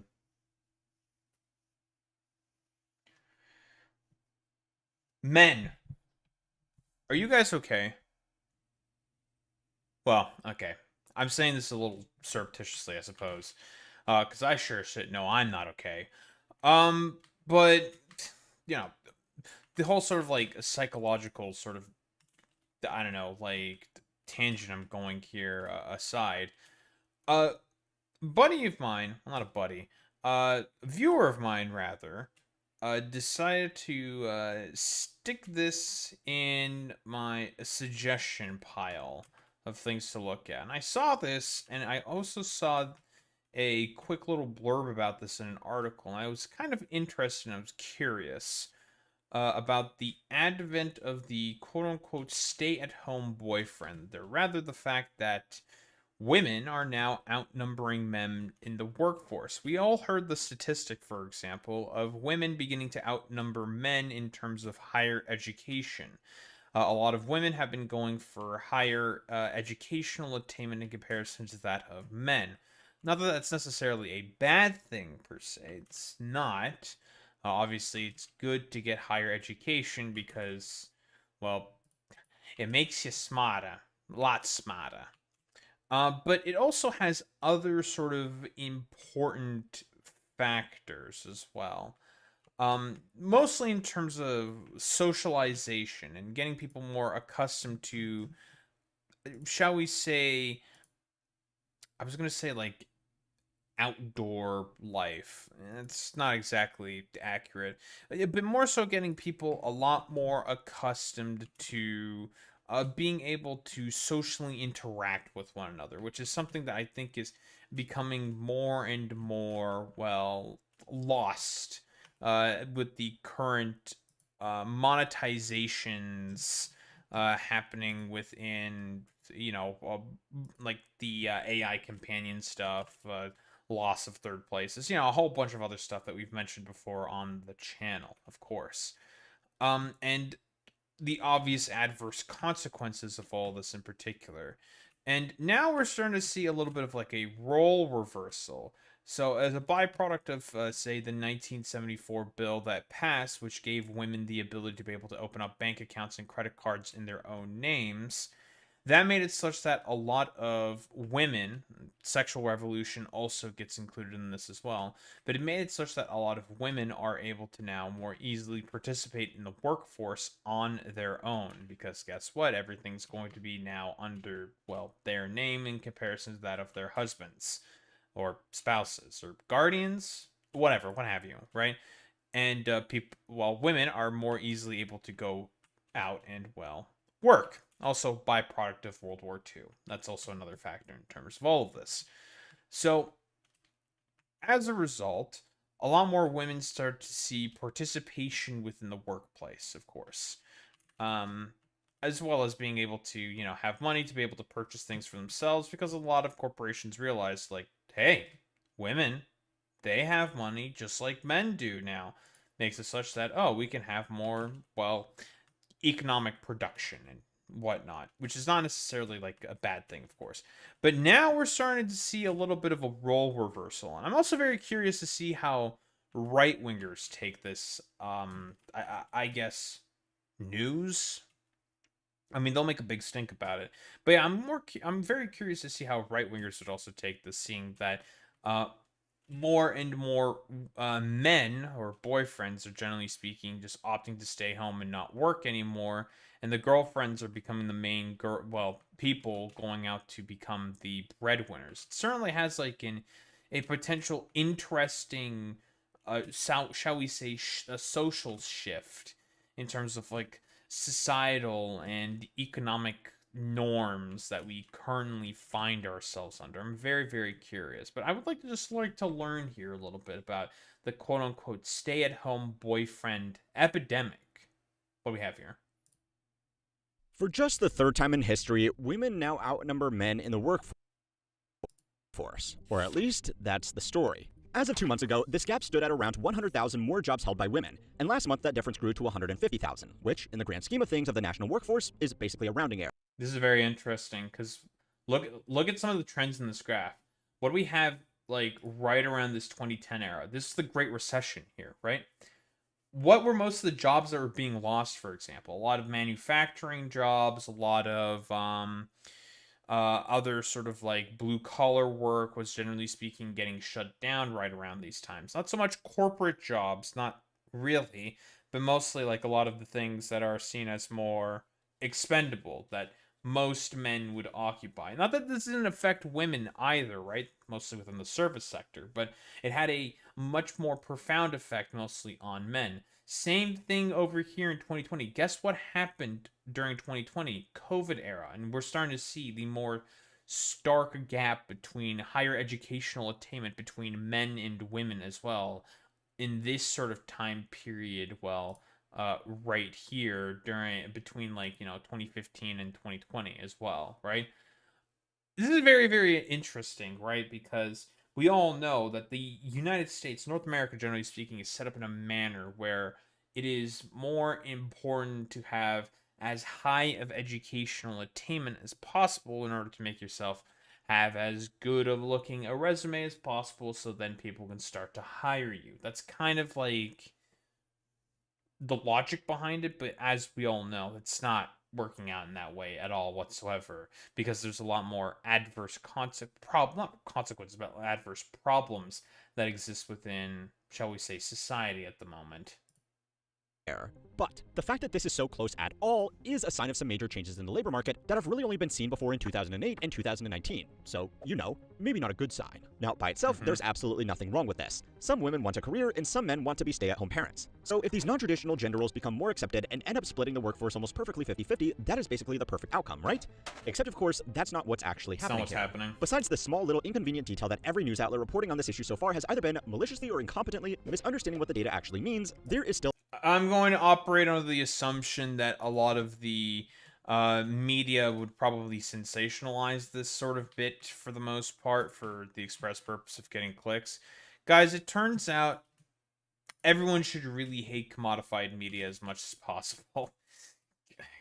Especially like all the right-wing outlets as well. I mean, honestly, I would consider most of the American media outlets to just be like right-wing in general. They're not going to sort of like give a topic like this the proper tact and necessary nuance that it needs. Because again, like how money works here is essentially saying what he's outlining here is that yeah, this isn't necessarily like a problem or whatever, but because of the sort of like standardized norms that we find ourselves under, a lot of people are going to make a really big stink about this that is very stupid, right? A lot of people are going to be incredibly annoying about something like this when there's not necessarily like a massive problem. It just becomes a bit of a problem when it's something that's like more like perverse and sort of like out there in terms of like potential consequences of men not necessarily participating as much as they can within the workforce. It's one of those things where it's just like, okay, I mean, this isn't necessarily like a bad thing, but it really just depends on the what potentially may be I guess for like lack of a better term, the potential outcomes for something like this in like a societal sense. So it's one of those things that's like kind of a little bit of a 50-50, and I don't expect like really anyone to be able to give this the proper nuanced coverage that it needs. Still a much bigger issue. For a number of reasons, this kind of statistical reversal is not really an indication of women getting ahead or even men falling behind. It's instead normally the sign of some relatively serious issues across the entire job market, which means it's only fair to ask if the same thing is happening here again. Women now outnumber men in the workforce, helping fuel the rise of the stay-at-home boyfriend. I've been a stay-at-home dad for 13 years. And I've been a stay-at-home dad for approximately 8 years. Officially became a stay-at-home dad. Men are missing from the American workforce. New government data shows more men are out, more women are in, many of them working in fields traditionally dominated. I really do not expect, for example, I really do not expect the American media to be able to like properly sort of cover this. And guess I've also been seeing like a lot more like women construction workers and like women like male people, whatever. And again, like there's not necessarily a problem with this, right? It's more so like how money works here is essentially saying, and I agree with this wholeheartedly. It more so speaks to a potential problem with the current job market, which I think is the more important thing to be looking at here. But do I expect most people to look at it that way? No. By guys. A record number of people in the U.S. have more than one job. That's according to the Labor Department. And women appear to be leading that trend. Okay, so I guess the first thing we need to get out of the way is, how is this claim even possibly true? Anybody who even takes a cursory glance at the actual numbers might see some pretty obvious problems with this statement. Sure, the labor force participation rate for men has infamously been falling for a long time now, and the participation rate for women is much closer to its all-time peak. But there is still a 10% point difference between them in favor of men. According to the most recent BLS data, 66.8% of men aged 16 and over were participating in the labor force, while only 56.6% of women were. Now, to be fair, participating in the labor force does include people who are looking for work, but not actually holding down a job. It takes Wait, really? Well, that could certainly skew the numbers in a bit of a weird way. Why would it? Jesus Christ. Comes the pain train. Hello, FM Masochist. Yeah, Nightbot does hate us. Wait, what is Nightbot doing? Oh yeah, Nightbot does hate us. Yeah, they'll do that. Nightbot will do that. This is a very, very common thing. But hello, FM Masochist. Thank you for the raid. Very, very cool, gamers. What's up? What have you been up to? Yes, shout out to FM Masochist. I am Daharumba. I am a humble PNG on the internet. Very cool. And we are talking about, well, stay-at-home boyfriends. Very cool. Yes, fucking, yeah, putu spot. I agree. But what were you up to? Masochist, what were you up to, bud? Chatting. Oh no. The worst category. It's so Jover, dude. Not the just chatting category. You don't, we don't even live in the same country. Shut your dumb ass up. Mostly yapping, calling out shitlibs for their horrible behavior and hiding behind being a socialist. Oh, I love that. It's my favorite thing. Very cool. Don't call me Pookie. That annoys me. Daho, you're being a bit of a tsundere. Shut your dumb ass up.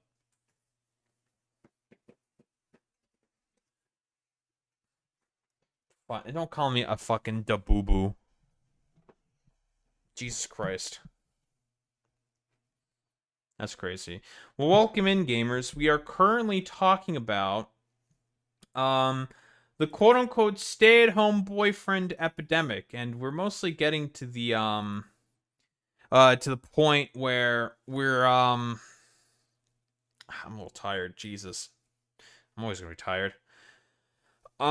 We've gone to the point where we are talking about the Thank you, Zane. Where we're talking about sort of how labor participation is calculated and how it works, and seeing the trend of men, well, not participating as much within the workforce, and mostly speculating about like why this could be the case, you know, shit like that, blah blah blah blah blah. So what was I saying already?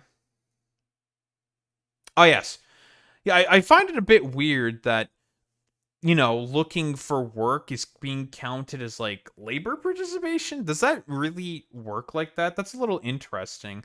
Like, I've talked about this before, but the idea that like underemployment does not get sort of like calculated in the same way that unemployment does has a little bit of like, I think, a skewing of the data, right? Like, unemployment, technically speaking, within the United States is still quite low. For example, it is. It's like at 4%, I think, like 4.2%, something like that. I don't remember 100%. It's been going up like slowly, but like labor participation is like in the complete pits, for example. And it's mostly because something that doesn't get counted in a lot of these labor statistics is underemployment. I think like in America, correct me if I'm wrong, last time I have the last statistic that I saw in terms of underemployment, I believe it was 24%. About a quarter of the American population is underemployed. And what that means is, say, part-time work or gig work, like your Ubers of the world and stuff like that. It's like, yeah, okay, it is 24%. It was about that. That was the last statistic that I saw from like a while back. It might have changed, might have gone a little different. Whatever, that's the last one that I remember specifically. And that certainly has a bit of an adverse effect in terms of how a lot of these like labor statistics gets calculated, right? And the problem with this is that it can have a bit of an adverse consequence in terms of policy. If you're not being given the sort of like accurate numbers, well, it's going to be much more difficult to be able to make policy to try to get those job numbers like back up, right? It probably would be best to sort of like split this up in a sort of like a gig economy sense versus a shall we say like full-time employment, like more permanent position sort of set. But here's the thing with that: a lot of these like tech CEOs from like Uber and shit like that, they're going to have a pretty big problem with that. And yeah, labor force participation is something that's been talked about consistently with like throughout the news and with a bunch of economists and whatnot. And they have also been sort of like ringing the alarm bell on this, where there have been like less and less people wanting to sort of like go out and find work to do. Because, well, like think about it for like literally 3 seconds. Have you seen the current state of the economy? Do you really want to work in this current sort of environment? Fuck no. You barely get paid. The jobs fucking suck. The shit that you're expected to do is like you have to do like 5 people's jobs for about the same pay for like only one of them or something. Nobody wants to go out and work in these like current conditions because like why the fuck would you want to? Like think about it for like 3 seconds. Like it's just not worth it, right? So most people would rather like stay home and do like literally anything else. Like what's the point of wanting to like go into the office, right? And it's affecting a lot of men specifically because most men used to work in a lot of manufacturing sectors, a lot of like more quote unquote hard labor, I guess for lack of a better term. And a lot of that is being, well, and we know that a lot of that has been like outsourced away in, like China, various like Southeast Asian polities and whatnot, and a lot of other, well, cheaper countries to operate off of, where you have access to a cheaper labor force. Like I've talked about this before, but like given worker protections and higher salaries that corporations are supposed to be, expected to pay these people, of course they're going to want to outsource those jobs to some like, I don't know, like a cheaper country with like lower practices and standards that are expected, especially with like lower costs of living as well. Because guess what? Oh, they could just like save on a bunch of money in terms of salaries for their factories. Oh, absolutely, for sure. And get more bang for their buck in terms of workers because of higher populations, like for example within China. Absolutely. That makes perfect sense. And they've been allowed to do this through a lot of like free trade agreements and whatnot. And this is something that has to be like broadly regulated, but the US is never going to do that. Everybody in these groups and divides them by the total population, outside of a few narrow exceptions which we will discuss later. But even if somehow unemployment only applied to men, that still wouldn't explain the disconnect between these numbers and this claim. If we wanted to make it even more simple, we can just look at the BLS's own data and see plain as day that in June of this year, there were 84.9 million men employed in this country, and only 77.4 million employed women. So, when these articles said that women now outnumber men in the workforce, what they actually meant was, well, men still outnumbered women by more than 7 million. So, this raises the pretty obvious question of, were they just straight up lying? Well, no. They were doing something much worse. They were either misunderstanding or outright misrepresenting the data. The government effectively runs 2 separate job surveys every month. If I were to take a guess, it's more than likely misrepresenting, because if there is one thing that American media loves to do more than anything, it's fearmonger. They love to fearmonger. There's a consistent pattern of behavior with a lot of American media. Asks businesses how many names were on their payrolls, and the other asks actual households who is working. What has actually flipped slightly in favor. Okay, I will just say this. I understand why you take the BLS data and everything right here. Considering a lot of the fuck shit that the Trump administration is trying to do with the BLS data, should you take those numbers 100% at face value? Probably not. But hey, that's the only data that you have to work off of right now. Like, it's the only data you got to work off of, right? Of women is the number of payroll jobs held by these genders, which might sound like exactly the same thing as the number of people employed, but it isn't, because people can have multiple jobs, and holding down multiple jobs is quite common as a bit of foreshadowing, especially when they are struggling to get by. Yep. Alright, to show you what I mean here, take 10 men and 10 women. Like I said before, this is the concept of underemployment. 2 people from each group are retired, 3 of the women and 1 of the men are stay-at-home parents, and sure, for good measure, let's say 1 of the men is out of work entirely. That leaves 5 working women and 6 working men, which is actually roughly indicative of the actual US population, where men do still indeed outnumber women in the workforce. But now, let's say that these 2 women and 1 of these men pick up an extra job to help pay their bills. Well, now, between the 2 groups, men have claimed 7 jobs and women have also claimed 7 jobs. So even though there were more men employed, both men and women are working in the same number of jobs, which is, again, basically exactly what is happening here. Women are statistically more likely to hold multiple separate jobs, partially because they tend to favor flexible schedules that can work around other commitments, but also because they are overrepresented in fields that run on shift work, and they typically... Yes. Oh, that's a really good point. Yeah, like nursing, service work jobs, for example, as well. That's mostly dominated by women as well, and that's all shift-based, which gives them a lot of flexibility. That's a really good point there. I didn't consider that. Just have less stable employment, especially if they are moving into the workforce involuntarily. Men, on the other hand, are also more likely to have more work without a typical payroll, because they are running a small personal business as a sole proprietorship, and well, yeah, also because they are overrepresented in gig work. This still counts as having a job, obviously, but doesn't count as a regular payroll, because of course in contract work like this, there is no payroll. The point is, the payroll number just... Gig work, again, I'm very curious as to how, like, underemployment mostly factors in terms of all of this. That's what I'm, like, the most curious about. Isn't counting what these reporters think it is counting. And look, the misrepresentation of this statistic is really disappointing for 2 separate reasons. The first is that a lot of these articles just took a cool-sounding data point, failed completely to explain what it meant, and used it entirely to justify whatever story they already wanted to write. In just a beautiful encapsulation of everything wrong with reporting these days, one outlet used the data to declare the man-child stay-at-home boyfriend an official economic trend, and another outlet used the same... Ugh. Dude. Have I ever mentioned how much I fucking hate American media, man? Yeah, man. the reason why a lot of these men are staying at home and not working is because they're man children.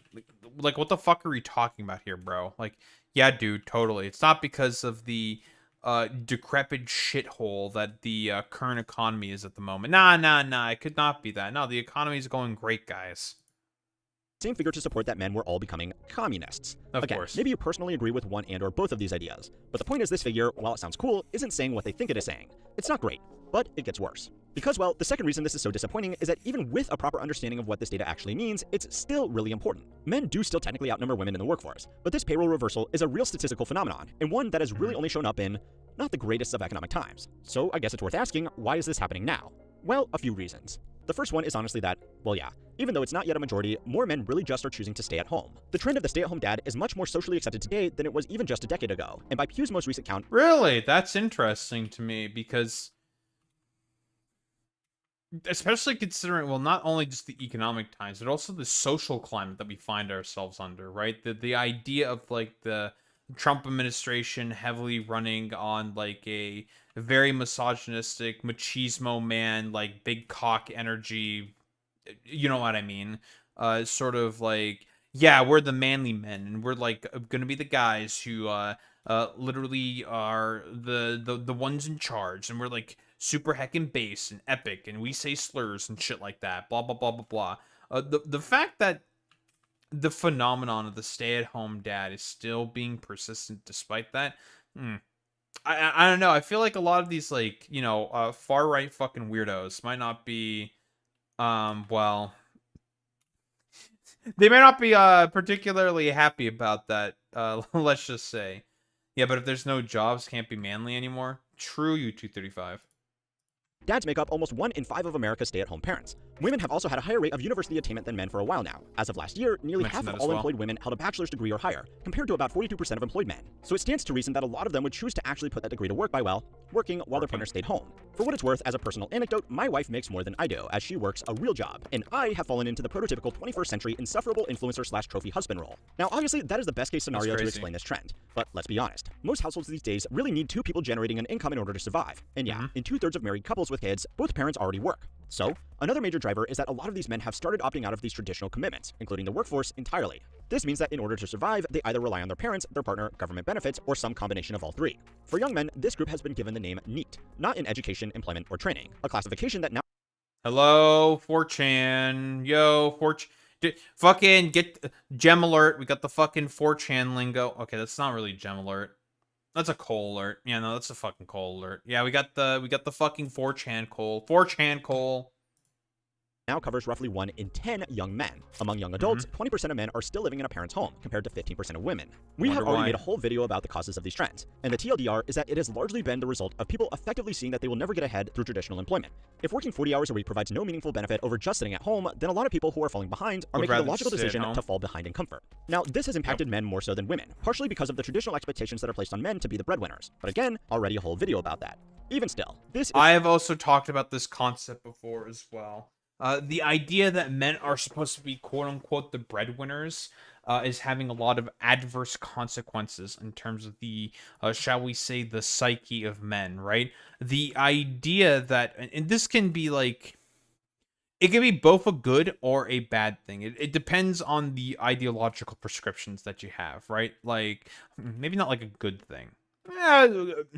Good thing is like, yeah, it's relative here, right? Yeah, that's a good point there, you 235. The problem with the idea in and of itself is it's extremely stupid and born out of the 1950s specifically. So, you know, the part of the problem is that the idea in and of itself is really stupid, but it's good in the aspect that shall we say, there's going to be like a lot more participation for women within the workforce, and a lot of the old like social norms are being shattered that I don't think were like particularly effective, and I thought were always kind of stupid, for lack of a better term. So there's like, that's like the quote unquote, shall we say, like good aspect of it. The problem is that, and this is the bad aspect, is there has been effectively like no replacement whatsoever, no mechanism that has essentially been, shall we say, provided as an outlet for a lot of these men in order to be able to have some form of like fulfillment, some kind of like fulfillment in terms of like their ability to be able to like achieve, for like lack of a better term, I guess. And like I said before, this has some pretty adverse consequences in terms of a lot of the psyche of men in particular, right? Mostly because we are expected to and we are still operating on the current societal norms that we have right now. Men are still essentially expected to be the breadwinners. They are still expected to be the main guys who are supposed to be the providers of the family. And since more and more avenues to be able to do that are closing, well, honestly, by the second, let's be real here, it has a psychological toll as well for a lot of men, right? And it makes it such that dog, like, can't get a house, can't get a girl, can't get a fucking job. Like, what the fuck am I supposed to do? Like, I'm just gonna like sit here and metaphorically rot. And I should know, I'm essentially in the exact same fucking place. Like, unironically, I have co-signed myself to this quote unquote metaphorical death, for lack of a better term. I should know, because I'm one of those fucking guys. I'm part of that fucking statistic, right? I feel like I'm never going to get really ahead in terms of a job or like being able to stand on my own 2 feet. Why? Because I've been essentially left behind in the current economy. I acknowledge this. I understand that this is the sort of like position that I find myself under. Like, what can I do about it? I don't know. I've tried a bunch of stuff. Nothing's working. So it's not like an unreasonable thing for a lot of men to sort of just be like expressing problems, a big fucking problem, in a lot of like, whether it be like a psychological problem or whether it be like a sort of economic anxiety, for a lot of these like very pervasive issues that can be addressed, but people in power just like simply put just not addressing it. Like that's the fucking problem. Yeah, if you can't get a house, can't get into relationships, can't make money, what do you have to work towards? Yeah, exactly. Like, what goals and aspirations do you have? I don't really have any fucking goals or aspirations. I've lost my ambition ever since I was in high school. Like, it's dead. Men are supposed to be the creatures of ambition in this whole sort of like societal standard. But what is the point of having said ambition when everything's just working against you and you're just like completely fucked from the beginning anyway? So it's just like, meh. What's the point? And it's not their fault. It's not really anyone's fault in particular. It's because the current economic system that we have right now is letting people down. And it still affects women. Like, let's not kid ourselves. It affects women. It's just like, in terms of like the current job market that we find ourselves under right now, men are the ones who are getting hit worse, right? The tech sectors are getting worse. Manufacturing is terrible. The quote-unquote hard labor has also gone hit as well, right? Whereas in comparison to that of like the more humanities and social services, in terms of those particular aspects, well, they're basically booming because of a aging population, for example, that are all about to start moving into, well, retirement and everything. So healthcare sectors have been doing really, really well as a byproduct of that. Service sectors have also been doing really well as a byproduct of that. And those are going to have more participation from women specifically, right? So it's very complicated. It's a multifaceted thing that's certainly like contributing to this. It's even happening in Chinese youth embracing I don't know. Okay. I'm not really sure what the accents mean there, but is it Bailan? I have no idea if I'm fucking saying that right. Or Let It Rot, a counterculture movement where young people deliberately give up on chasing traditional milestones. Honestly, like, 4chan, dude. Old 4chan. If we go back to like 2014 4chan, how many fucking like quote unquote beatards, for example, not even like fucking poltards, right? We're gonna use a little 4chan lingo here. How many fucking like beatards would you see coming up with like their fucking weird neat chud like good boy point fucking stories, right? They're fucking dumbass green texts, right? Where some of it's coming from like personal experience, a lot of it is a meme, a lot of it is ironic, right? I mean, 4chan were the main guys who, of course, came up with the term neat from the beginning, and a lot of those guys were also expressing these exact same sort of thoughts, right? The black pill, let it rot. What is the point of chasing any of these milestones that are expected from you? Because, like, think about it. You've been left behind, economically speaking. What is the point? Let it all rot. Who cares? What is the point? Blah, blah, blah, blah, blah. You know, shit like that. And can we really blame a lot of these people for feeling like this? The '08 recession has still not been exactly recovered from. And the recovery that happened from it was not to the benefit of the people. It was to the benefit of the banks, corporations, and all these other fucking rich oligarchic fucking assholes. And thus, as a byproduct, we're only just seeing this, for example, only getting worse, basically. So it's just like, I don't know. It's one of those things where it's just kind of the inevitable consequence of the sort of economic system and people within power who are not willing to essentially fix the issue. Maybe not fix. Fix is not the correct term here. But who are not willing to provide any guardrail or any sort of system in order to be able to fix these problems. But what do I fucking know? I'm just a dumbass on the internet. With the accents of Chinese and Japanese, it's how your voice goes up and down. So the V looking one, you start high, go low and high again, and the tilde is a high to low inflection. Some can also change letter sounds, but let's not go that deep. I don't like whatever. I'm not fucking. It's like, yeah, it's like 1 in the morning. I don't want to fucking think about that, dude. Is a long, slow drift that has been playing out over decades. The share of prime working age men participating in the workforce peaked all the way back in 1954, and it has been sliding lower across most of the decades since. So, a slow multi-decade slide at the same time that women were entering the workforce en masse due to a combination of necessity and empowerment did help to close the gap. But what it can't explain is the very steep flip that just happened, and has only happened 2 other times in history. So it's time to learn how many works to find out why this badly misrepresented statistic might legitimately be a recession indicator. This video is sponsored by Monarch. If you have ever tried to track your money across multiple... Sponsor? Sorry, we're skipping the sponsor.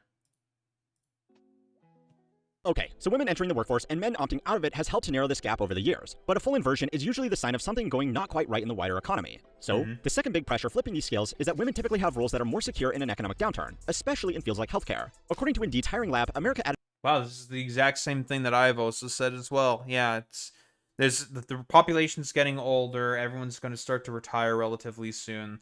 Guess what sector that mostly opens up? Social workers and also, healthcare workers. Added 1.2 million new jobs between 2024 and early 2026, with 2/3 of those being new jobs going to women. That was largely because basically all of our recent workforce growth has been in healthcare, as our country slowly transitions into being a giant glorified aged care facility with a little bit of data center construction tacked on the side. That is barely even an exaggeration, by the way. Over the last 12 months, healthcare and social assistance added more jobs than the entire American economy did on net, because everything else combined actually shrank. Care jobs are also much harder to hand over to the clankers or lay off in a downturn, and there are more people getting older and more reliant on that care. That's a good point there. That's a really, really good point. Also, clankers. We using slurs here? What the? Every single year. People over the age 65 now outnumber children in 11 of 50 states, up from just 3 in 2020. And that's really after bad, COVID did a bit of statistical trimming. So yeah, there's plenty of positions available to people looking after the elderly and sick. Again, we have already done that video. But, on the other hand, something like construction, which is still about 89% male, is incredibly cyclical. If the economy isn't building, there just naturally isn't stable demand for that work. Now, of course, men can have healthcare jobs too, but nursing... By the way, let's be honest here. The tariffs are certainly not also helping that position as well. Guess what else is not helping that? Oh, ICE. You know, immigration enforcement as well is also not helping that situation. Need actually comes from the Form 1990 policy terms on education, employment, or training, but it blew up in Japan with the Hikikomori culture and spread on the internet. Oh, well. The fuck? I just heard it from 4chan first, okay? Fuck you, Zane. admin, and care work are heavily female-dominated fields. Registered nurses, for example, are still about 87% women. Doctors are closer to a 60-40 split in favor of men, but they only make up a small share of the healthcare workforce. About 1 million physicians spread across more than 18 million healthcare jobs. Additionally, statistically speaking, healthcare jobs also tend to be shift-based, and it's much more likely for a nurse to pick up shifts at 2 or 3 different facilities, each with its own payroll, than it is for an engineer to somehow work at 3 separate... Yeah, my, a buddy of mine who I've known my whole entire life, she's a nurse, and she works like 12-hour shifts. Nurse shifts are a little weird. I don't know why they do like 12-hour shifts. That's like, I guess, like one of the questions that I'm always going to have like in my mind, I suppose, for lack of a better term. She also is, I mean, she has like a very flexible schedule. Like they basically just tell her what her schedule is. And I'm not exactly certain how it works 100%. Maybe I'll just ask her how many days per week she works. I think it's like only 4, sometimes 3. It depends, right? And if she basically wanted to like take some extra stuff like on the side, I mean, she could, right? Her schedule is relatively flexible, but she gets paid pretty well through the union, blah, blah, blah, blah, blah. That, of course, Dougie's trying to destroy. So she doesn't really have to, per se. Yeah, she doesn't really have to. And like is being said here, she works in healthcare. Her job is relatively secure in comparison to tech jobs, which are never secure. Firms. This again means that women are likely to hold more payrolls without there actually being more women working. Now, as for the wider effects on the workforce, the reality is that women have spent decades being actively encouraged to go take on roles in typically male-dominated fields like engineering, finance, or even the trades. But there's never really been an equivalent push for men to move into typically female-dominated fields like nursing, primary care, social work, or early childhood learning. That's the patriarchy right there. That's why. Even though, again, there's nothing wrong with like male nurses or whatever. If you want to be a fucking male nurse, you can be a male nurse and shit like that if you want. Yada, yada, yada. Trust me. I should also know, every time I apply for like an IT job, there's always going to be that asker saying like, oh, are you a part of a racialized minority? Are you male or female? Blah, blah, blah, blah, blah. And it's just like, why are we still here? Just to suffer? Yes. Yeah, just to suffer mostly. Us white boys out here are definitely suffering. Single tier, of course. So it's one of those things where it's just like, you know, not that it's necessarily a bad thing for women to be moving into tech. That's not the problem. That's not what I'm pointing out here. The problem is that, like, you need to be a little reciprocal, right? You need to also take care of the quote-unquote societal sort of stigmatisms, right? In terms of saying, like, listen, if men also want to move into more nursing positions or whatever, that's like totally fine. I think a buddy of mine, his dad is also is a nurse, right?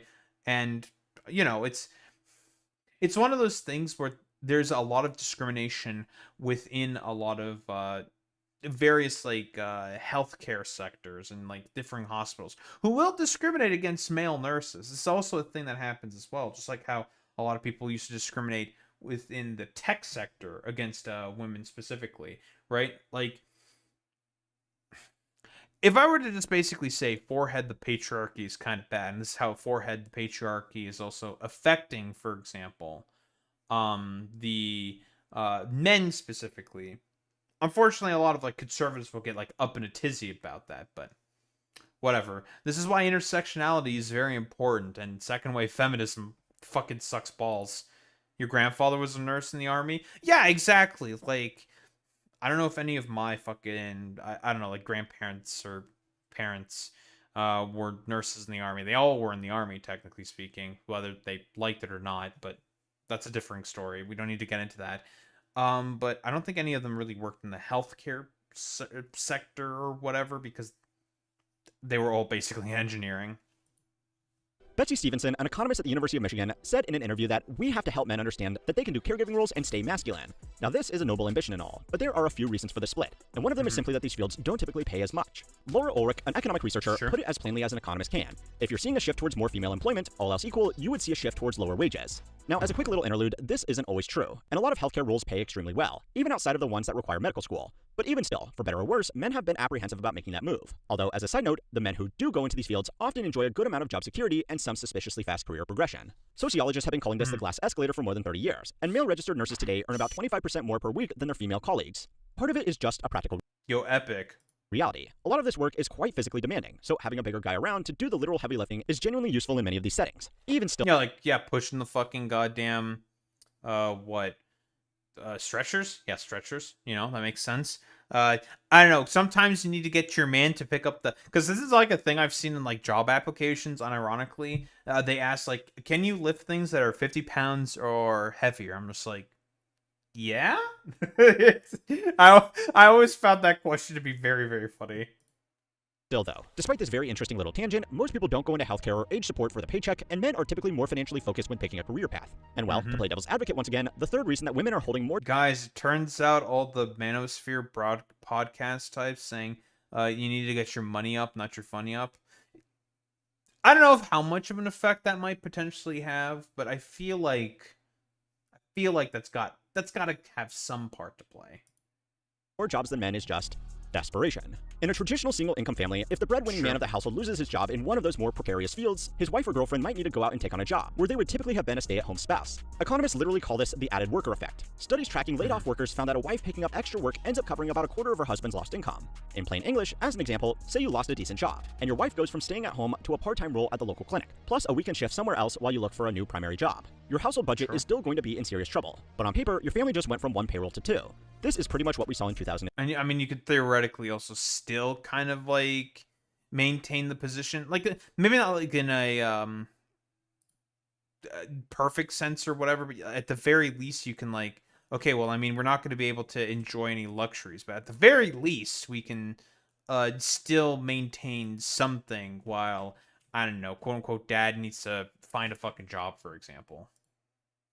When men bore almost 80% of the recession's early job losses thanks to their overrepresentation in construction and manufacturing. The same thing happened again at the end of 2019 as a result of slowly losing traditional jobs in manufacturing and mining and replacing them with more female-dominated service roles. Stevenson, the same professor from a minute ago, told NPR back then that she felt very strongly that women would still hold the majority a year later. Of course, a couple months later we were hit with the pandemic, which had a bigger impact on service fields instead, which meant that that prediction did not age well. So yeah, as much as it would be nice to say that this is a statistic of empowered girl bosses, or even a story of lazy dudes who would rather smoke cones and play video games, the actual story is that the workforce is getting shafted, but certain corners of the workforce are getting shafted slightly less. Someone holding one job is usually in a much better position than someone juggling 4 of them, because in most fields, the only reason— Which, by the way, this is also something that I've mentioned before, like, because I've said this before. In reality, it's a lot of men are getting shafted, but a lot of far righters will never have that sort of interpretation. They'll just say it's because of, like, I don't know, like woke Hollywood propaganda or some shit, or it's like the feminists or whatever with the girl boss empowerment movements.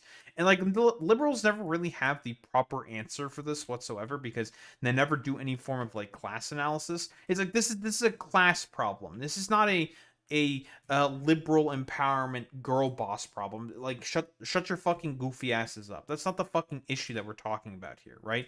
The biggest issue here that's sort of like allowing for this sort of economic condition to sort of sprout up, for lack of a better term, is not because of like epic girl bosses or whatever the fuck. That's not the issue, right? No one gives a shit about that. The problem is that we are currently living under an economic system at this particular juncture that is essentially just, well, unthinking and unfeeling for these sort of shall we say people participating within it. And liberals, well, conservatives obviously have the inaccurate like assessments for all of this because conservatives are wrong about everything. But liberals talk about like, oh yeah, dude, we love our girl boss feminism. Everyone's being a girl boss now, and that's like hecking epic and base. It's like, well, that's not what's like leading to the problem, right? And they'll do like the whole thing of like men should just like shut up and just like take it and be happy about it. It's like, well, that's not going to be like really effective rhetorically. You're just going to make yourself look as ridiculous as possible. The liberals decorated the interior before fixing the electrical, plumbing and electrical. If we're going to do a house analogy, yeah, pretty much boy meets mini. But that's like a consistent thing with a lot of dumb fucking liberals. reason to do that is that 1 or 2 jobs just isn't enough to survive on. The Fed's own researchers profiled this group and found that they average almost 50 hours a week of work across their jobs, and that for the first time ever, about half of them have college degrees. It sounds bad, but it gets worse. Remember when I said about 10 minutes ago that the labor force counts all people looking for or actively engaged in work outside of a few narrow exceptions? Well, there is one other statistical anomaly that men in particular generally turn to in hard economic times: the military. Despite being a very real job, the BLS does not count active duty military personnel as part of the regular workforce, and despite getting a paycheck, their payroll. Well, that's a little interesting. Really? Like, the military doesn't... I feel like there's a lot of fucking stuff here that, certainly, like, does not get counted in all this. So what, like, people looking for work do not get counted in the sort of, like, labor participation force, or they do get counted in the labor participation force, even though they're not doing any labor, technically speaking? Okay, dude. And also the military doesn't get counted as, like, an actual job? What? Okay, bro. Nice meme. Roles don't count either. Typically when people, and especially young men, can't find work anywhere else, the military is happy to welcome them with open arms and a steady wage. Poverty and draft. as of 2 months ago, military recruitment has actually hit a 15-year high. Every single military branch met or beat Poverty draft. its goal last year, and the Army filled this year's entire quota about 4 months early. Poverty now, I suppose it's draft. possible that young people are just feeling really patriotic about our on-again, off-again special military operation in Iran. But it's also possible that people are signing up because it's the easiest way left to get some financial stability. The Pentagon's own compensation reviews literally treat... I've also talked about this concept before. That is something that people, generally speaking, are also looking for as well. People just want some form of stability in terms of their economic sort of woes. It's a very, very common thing that's happening nowadays. And it's obviously bad for a lot of reasons. Because we are living in rather economically dire times at this moment. And unfortunately, well, you know, the whole poverty draft thing with the military, that's a very, very, like, common trope and whatnot. But, you know, it's something that's only going to become more and more prevalent and common as the days go by now. Because, again, like, what job essentially has any fucking stability anymore? Like, what job? Where can you get I don't know, a decent 9-to-5, like, nowadays? I mean, technically speaking, in the military, that's where you can get one, but sometimes they may lead to some potentially bad outcomes. The civilian job market as a core recruiting variable, where finding a job gets harder for you, enlistment gets easier. If you thought America's poverty draft was bad, India and Pakistan beefed up their armies while they closed public schools in slums and villages. India closed 100k schools since 2014. Yeah, probably for a lot of the lower caste people. For them. Now, I know this probably isn't a shock to you, and even the Army is honestly pretty open about this. Their own director of market intelligence, yes, the Army has one of those, explained the recent recruiting boom by pointing out that job openings have been falling, and that we're postured well to compete in that arena. This means that there is a statistically meaningful group of men out there holding down what are effectively payroll jobs that just don't get captured in this comparison. And yes, of course, before the comments say it, there are women in the military as well, but it is a very male-dominated employer. Women make up about 18% of the 1.3 million people on active duty. If these jobs were counted normally by the BLS, men would still comfortably claim more payrolls than women by some margin. So yeah, these claims are wrong, they're wrong for bad reasons, and even by the narrow definition that they are correct, it's really not the good news or the particular brand of bad news they are trying to sell. It's all a little bit dumb. But it gets even dumber. Because even in the industry that started this whole layoff trend, the companies driving the cuts have ended up hiring back the exact same jobs all over again. So go and watch this video next to find out what all of this was actually. That is actually a good point there. I did not want to get rid of the video. Thank you, YouTube, for trolling me like this.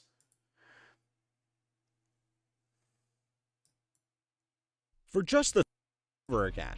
So go and watch this video next to find out. Okay, thank you, YouTube. Fuck you, YouTube. Yeah, YouTube did a little bit of trolling. Thank you. God, I don't even remember what my point was going to be. Son of a bitch. Thank you. What was I going to say? Oh,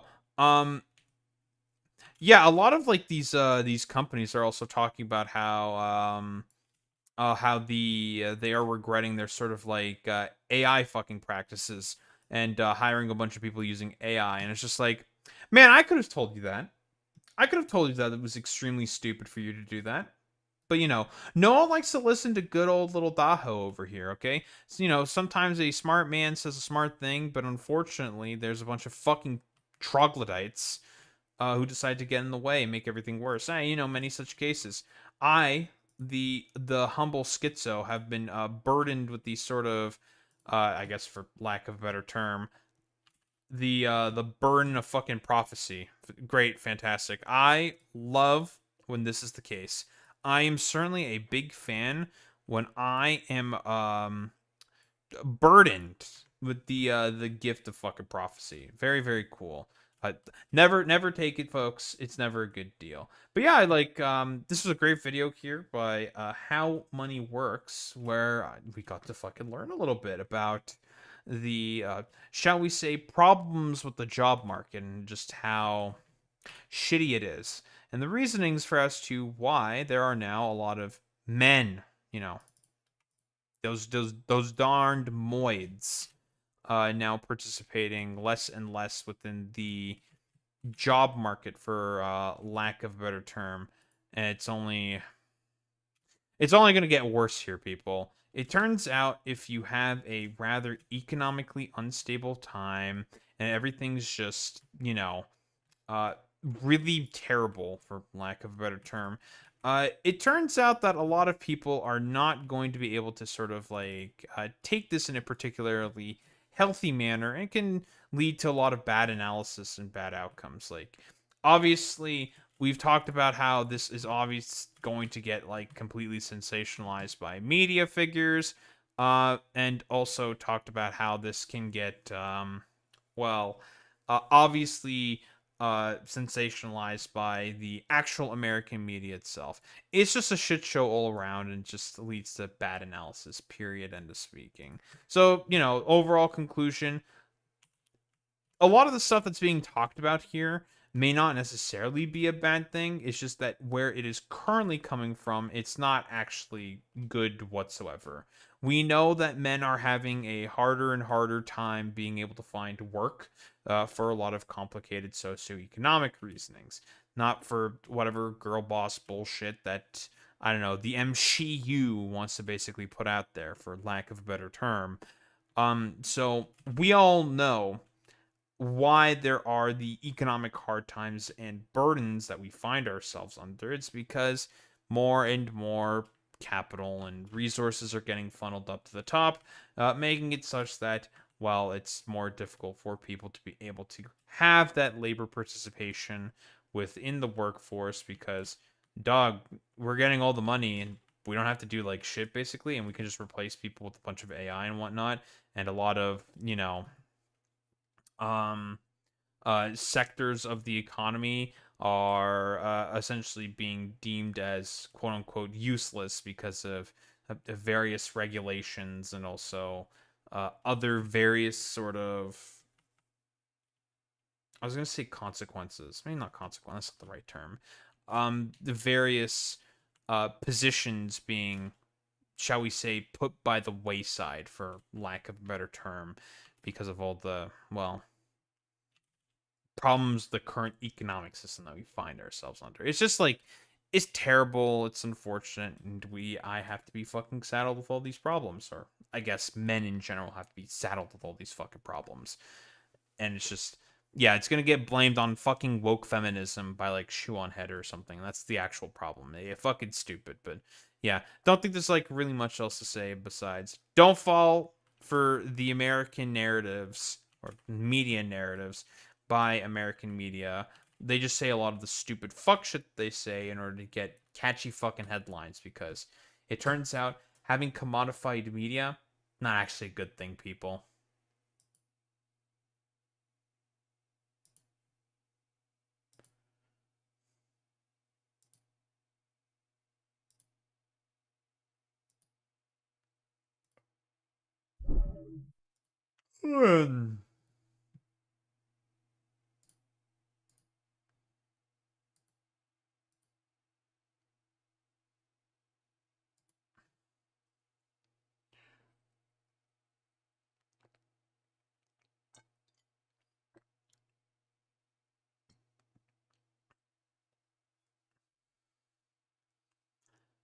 I can't believe. Okay, so there may be some form of a developing story, but I need to wait for confirmation. But it looks like the Ethan Klein lawsuit against both Anissa and Ian is back on, baby. Let's go, dude. Ethan Klein only further digging himself a hole for literally no fucking reason. That's fucking awesome, dude. This isn't an Alberta problem, Boy Meets Smitty. This is a fucking Ethan Klein being cringe problem. Like, Alberta is cringe, yeah, absolutely, because they don't have laws in that decrepit shithole of fucking province. But this is a Ethan Klein being a little fucking wretch problem. Oh, so we're about to build a train. I'm building a train out to my Blue Crater outpost. Crater Lake outpost, because we need the smokeless powder, because I want to make guns. I want guns.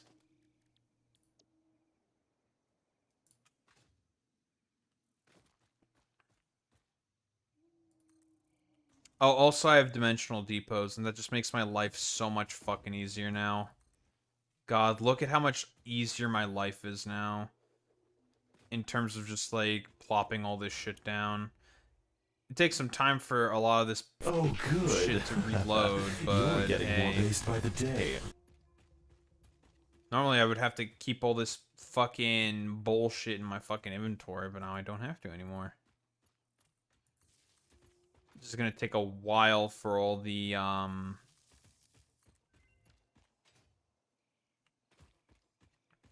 Alright, please tell me I got the recipe I'm looking for.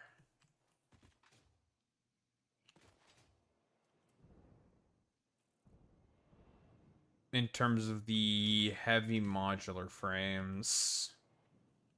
That'd be cool. Ethan Klein digging a hole so deep he needs MTF Zeta 9. Is that a Gundam reference? Why are you saying a Gundam reference?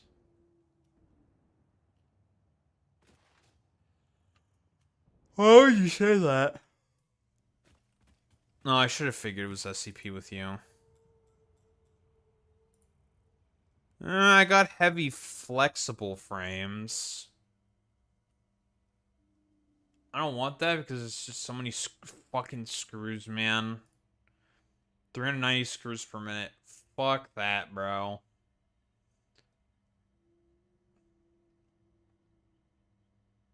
No, I don't need resin.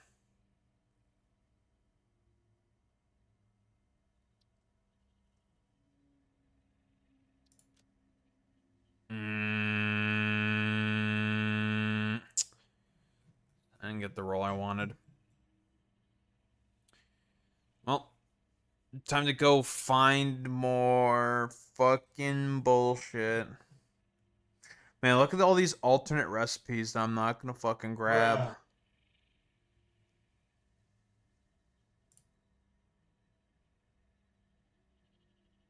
Put this. It is somewhat putis.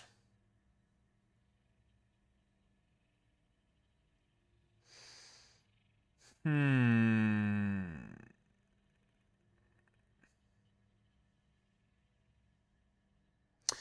do need more steel pipe.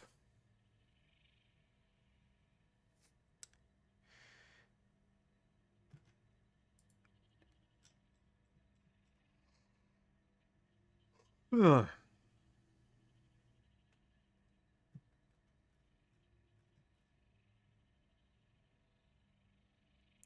What's up, Matt?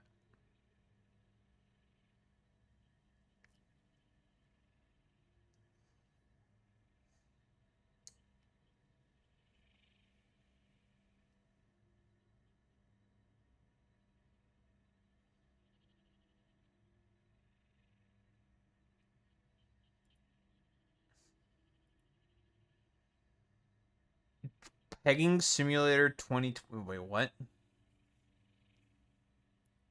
Huh? What? Karen Bass lost her debate. Wait, versus Nithya. Wait, why does Karen Bass want to get rid of fucking Taco? What? What? Why would she? Why would she say that? For what purpose?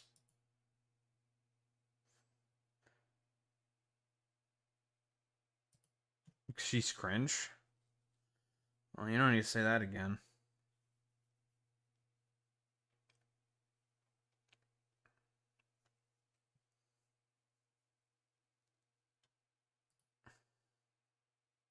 I say motherfucker America, motherfucker America's mother, motherfucker America's dad.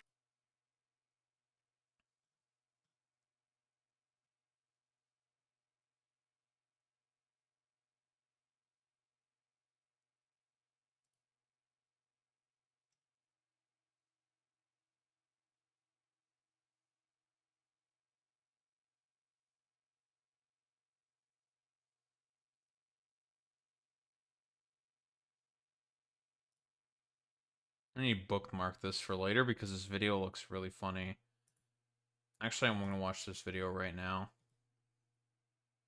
We're watching this video right now that I just stumbled across.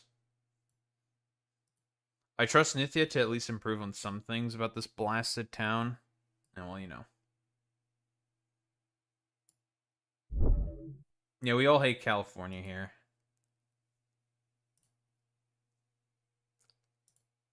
All I know is that this is a President AI voice meme, so it's automatically going to be funny. You've been talking all this shit, Donald. You're all bark and no bite. Real? I'm about to show you why I'm the president. Oh, please, Joe. Oh, please. You've been watching. I think I know exactly this fucking meme, and it's really funny, and I liked it. Temp 6T while I've been watching Weedle Twin Needle. You're a singles player, Joe. It's a singles player, I tell you. Jesus Christ, what is this lead, Jack? You think I'm going to fall for this shit? Stop acting like you're going to read my You must play, be Joe. joking. You have no idea. You have no idea. Click a move. You have no I'm clicking a fucking move. I know. I know this video's funny. Donald, shut up. Shut up. Let me cook. Shut up. Only thing you're cooking is this elbow, Zoe. Watch this tech. Watch this Oh, that's tech. cringe. GG, Oh, that's so it's cringe, over. Donald. GG. Best of one gimmick bullshit. L plus ratio, plus don't care, plus hold this expanding force. I eat that shit. I eat that shit. I eat He's a that all pussy. day, He's a Donald. pussy. Same And he's way a I ate salt your fest. mother He's a last pussy. night. The NDD switch in was so obvious too, Jack. You think I was born yesterday? Easiest read of my life. Who the fuck uses Ice Spinner, Dragonite, and Zero? No, not the expanding force. No, he used Ice Spinner to clear out the terrain. It's so over. He got red. Series 2? He's Jesus red. Christ, you just throwing moves to throw moves, you sleepy son of a bitch. Well, I'm just going to protect Armor Rouge this turn. Oh, no, you're not Donald. Oh, yes, Armor I am. Rouge Yes, carries I am. wide yes, guard, I am. not I have protect. a different set, Joe. Yes, I literally have this set open on PokePaste as we speak. Well, fuck around and find out, Joe. Attack the Armor Rouge. Do it. Getting red. Why in the fuck would you actually double the Armor Rouge? Are you brain dead? You feeling sleepy, Easy Joe? read, easy read, easy read. Easy read. Biden with the reads. He's in Don's head. Legendary Uber spammer cries salty tears on Pokemon Showdown. Too Jesus easy, Christ, easy this read. is why you're never winning a regional with brain dead plays like these. This is what happens when No, you you just copy got your red, bro. teams, Donald. You're an open book. I'm pretty much playing open team sheet with your ass right now. Shut the fuck up, Joe. I still have 3 months left. Shut up. Hey, don't say GG too early. Oh, Golden Go. So that is the type of player you are. Golden Go takes more skill to use than your brain dead team, Oh, Joe. that's I some don't want to cap, hear Donald. it. I'm about to read your ass on Yeah, okay, Tuesday. dude. Make Good a as play, gold, Joe. bro. Make one. Watch what happens. The game is over after this turn. All I have Oh, to sure say. it is. Sure it is. Rip Bozo, That's Rip bullshit. Bozo. That's bullshit. Freest You're rating stream of my life. sniping. GG. You're Sleepy free, Soy Donald. stream GG. sniper easy. Joe. That's Go bullshit. Next, Donald. GG. Fuck this. I'm gonna go battle Barack. Dude. Yeah, I remember this video. This video's funny as fuck.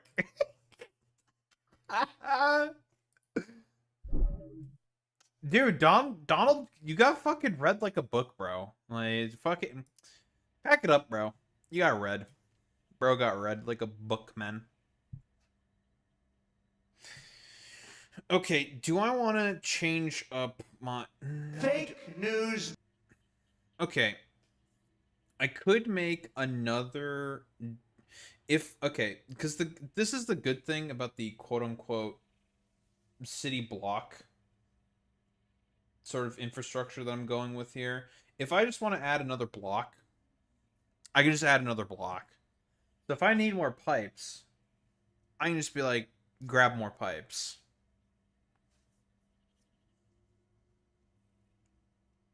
Make the steel. Grab the,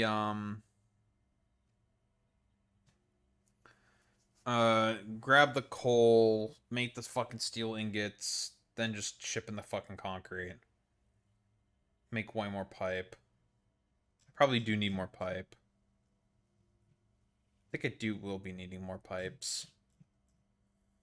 Because the alternate recipe that we're probably going to be using for heavy modular frames is going to be...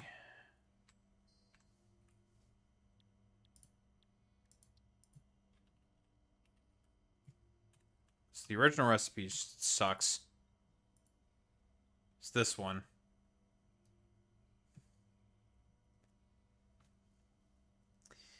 We will be using this recipe. And the bottleneck that we're specifically going to be having is pipe. Now, what I could potentially do is to supplement the amount of encased industrial beams that we're making. Because I'm not really using many of my steel beams for much of anything. I could supplement my industrial beams with a bunch of steel beams as well. Use the original recipe. I can do that. Shut your dumb ass up. No one asked, no one cared, plus your cringe, L plus ratio, plus your cringe, plus your dumb, plus your, from upside down land, plus your stupid, plus your dumb, plus fuck you. So, we want the heavy encased frames. Why? Because this is the least cringe recipe.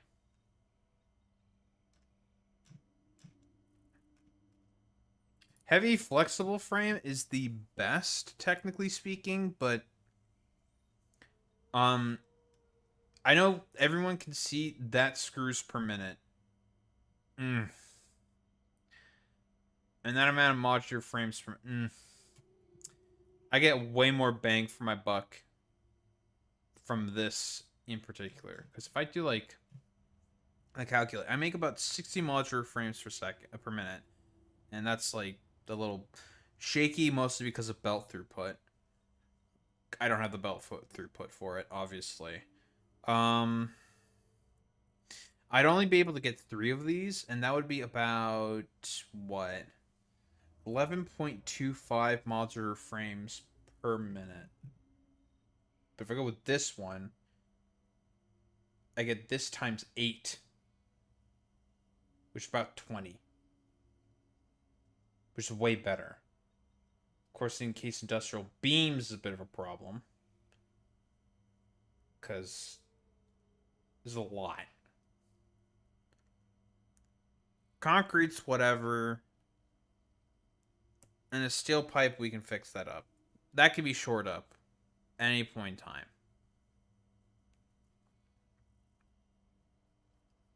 This, you need a pretty good amount of this shit.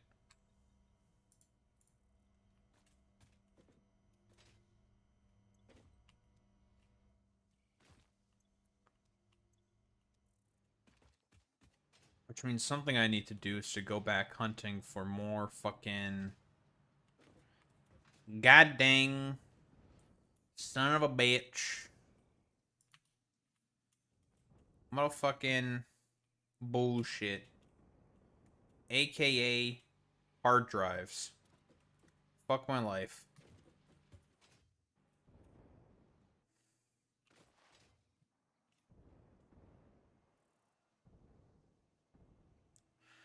If I do use the molded pipe recipe, where exactly would I stick it?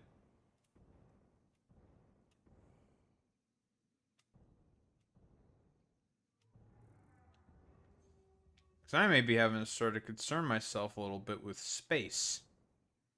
Maybe not with space so much. We do still have plenty of space. Problem is avoiding all of this fucking nonsense is going to be annoying.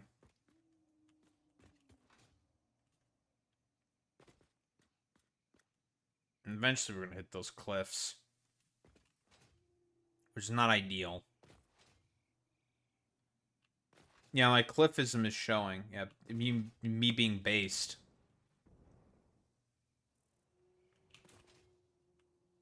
Don't know what the hell you're talking about, Boy Meets Minnie.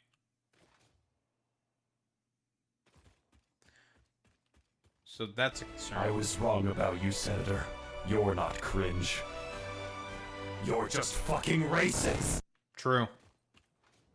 I am fucking racist.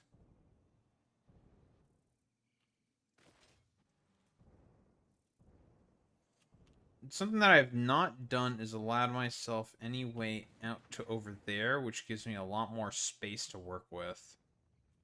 So that's kind of a mistake, but I can probably fix that in a way. I'll have to figure something out.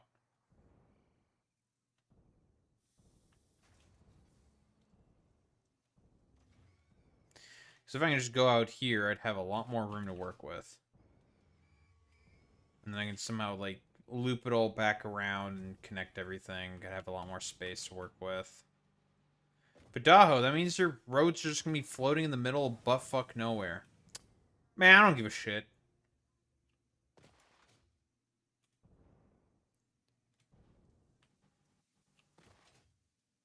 Padaho, what about scalability? I'm just gonna go up. When in doubt, up.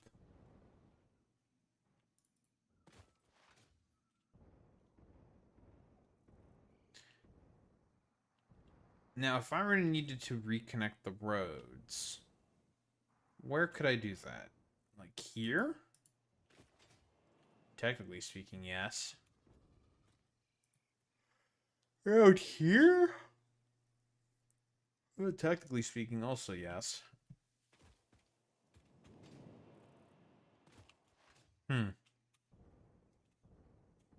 This is a bit of a tricky problem.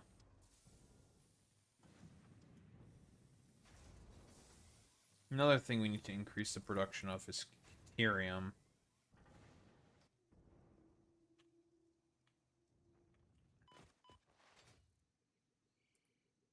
So I got a feeling we're going to need quite a lot of it.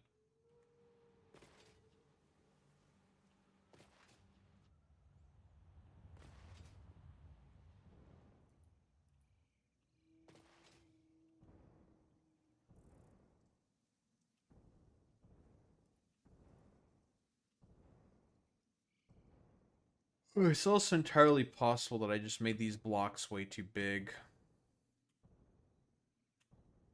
That's possible.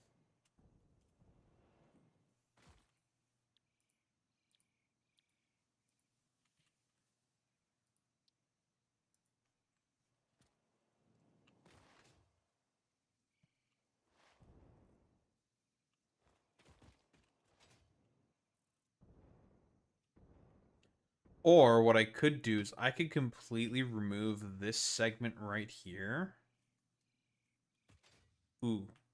Ooh, I just thought of something extremely devious and genius. It's the thing with the SAM fluctuator. We don't need a...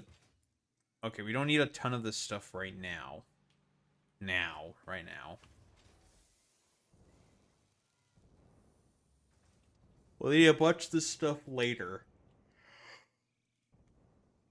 This is not bad to get it a start on this now. Kind of a deal. So here's what I could do. I can squish this a little bit. Fit the export for it like here. That's going to free up this area. So then I can expand out that way if I want to. And then if I have to, I can just like loop it all the way back around. And that's going to give me a ton more space to play with, if need be. Now, is that going to fuck with a lot of the pathing? Yeah, absolutely. But I don't think it's that big of a deal. Kind of wanted it to be like a more sort of like very clear linear progression. But I didn't build this thing far enough, but whatever. So long as I can just stick more blocks like more city blocks down, like where I need them to be stuck down. That's really all I think I care about. Because the first thing I think I'll probably stick out over there is the improved pipe production. Because I think I need more pipe. In fact, I definitely think I need more pipe.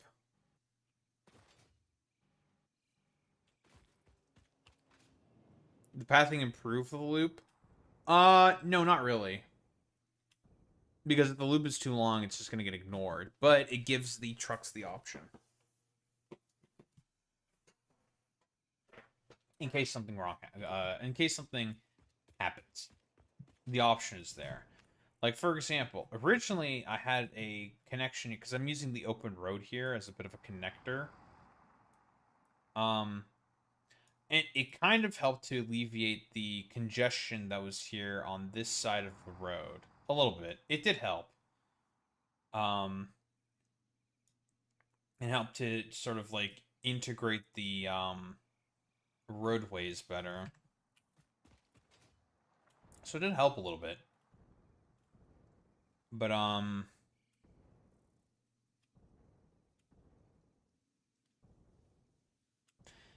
it's one of those things where it's just like, ugh. Excuse me. I'm getting attacked by everything.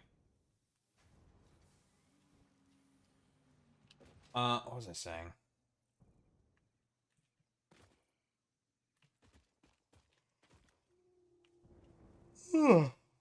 Oh, man.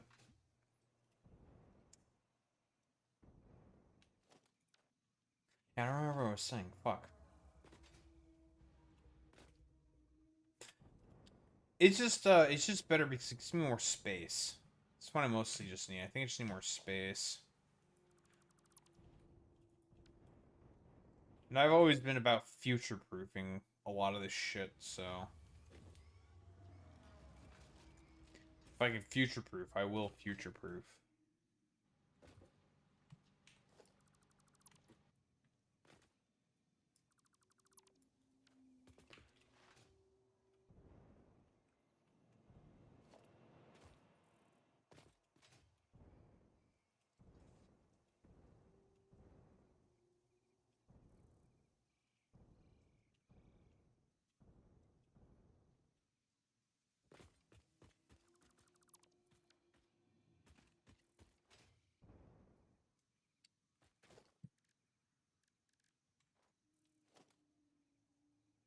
And get rid of this putis.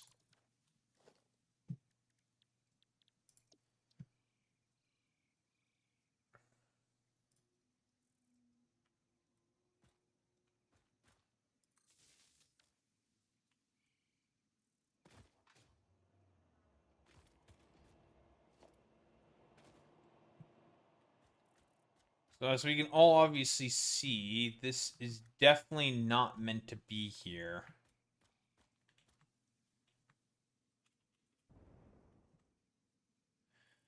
However, we can always make it work.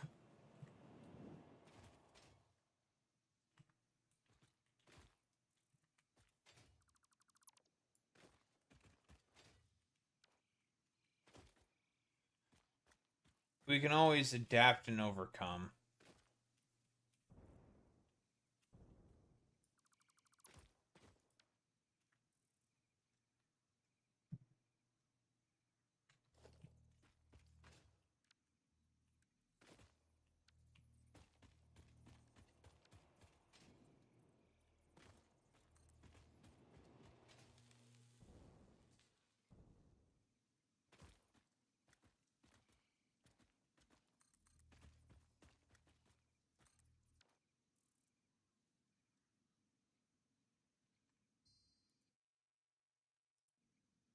Oh, did they, Boy Meets Winnie?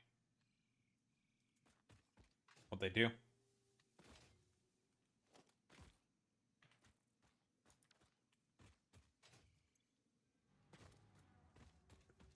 Epic.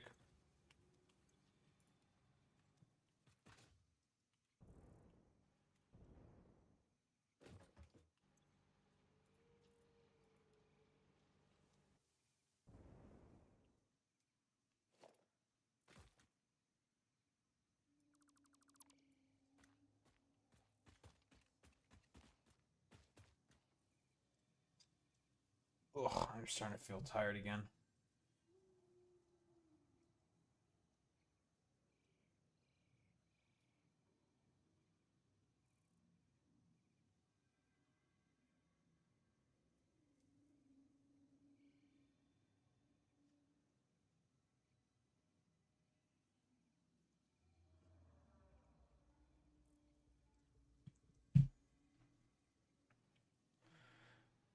Okay. Well, here's what I'm gonna do. I'm gonna get this all sorted out first.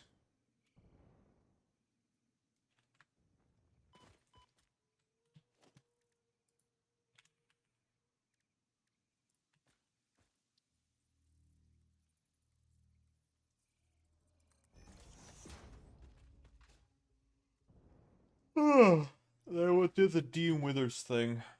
I'll probably call it for today. After the Dean Withers thing.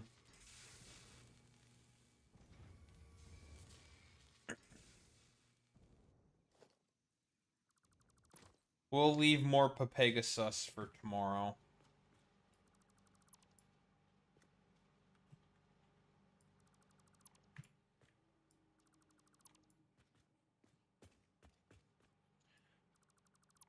You escaped my wrath for today, Pepega. Sus.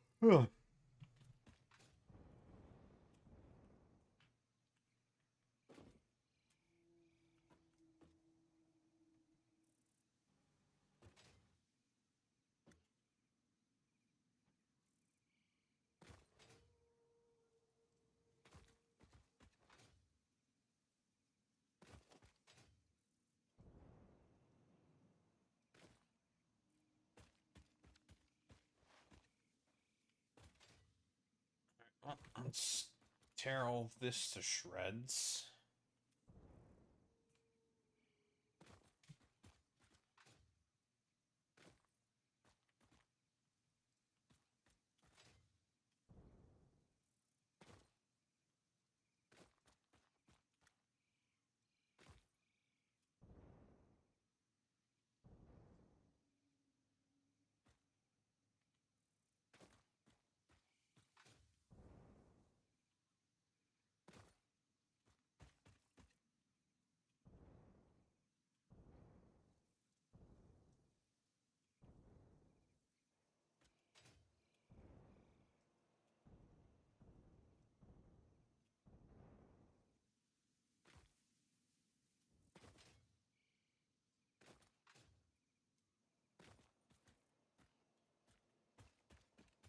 Okay.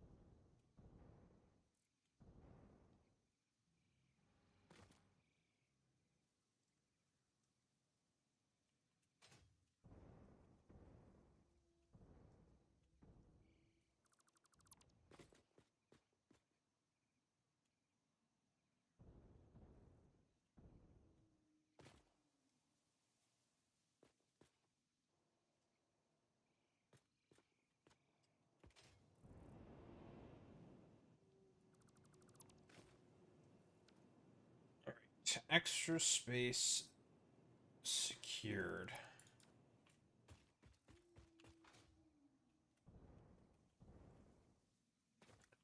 Very easy, very peasy, very squeezy.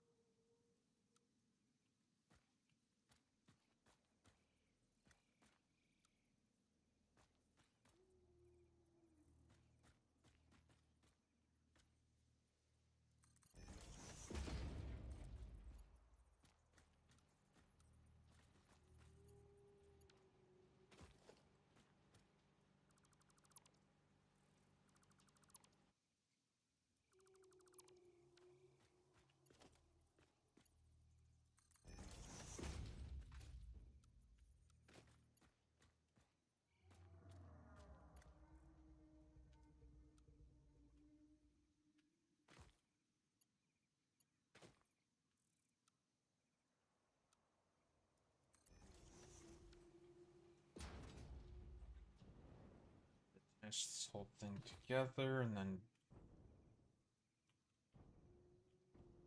we'll do final memes.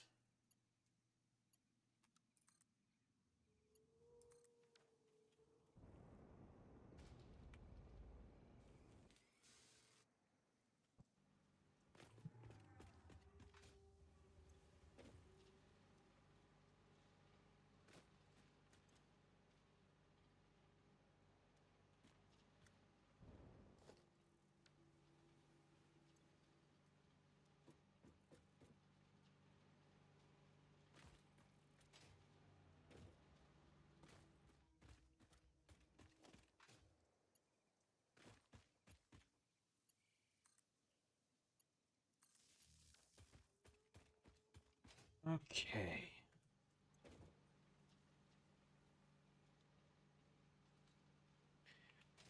The possibilities have now been opened up to us. Much more room to play with. Fantastic.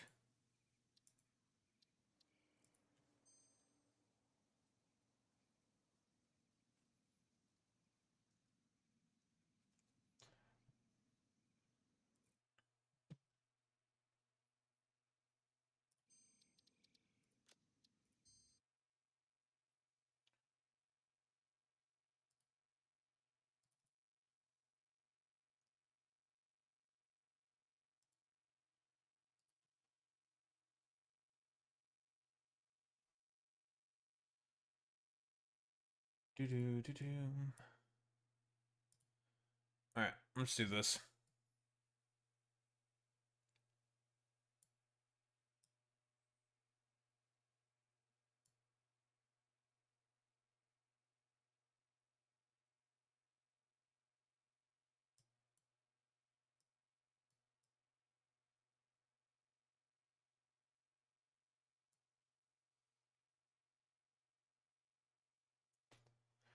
Alright.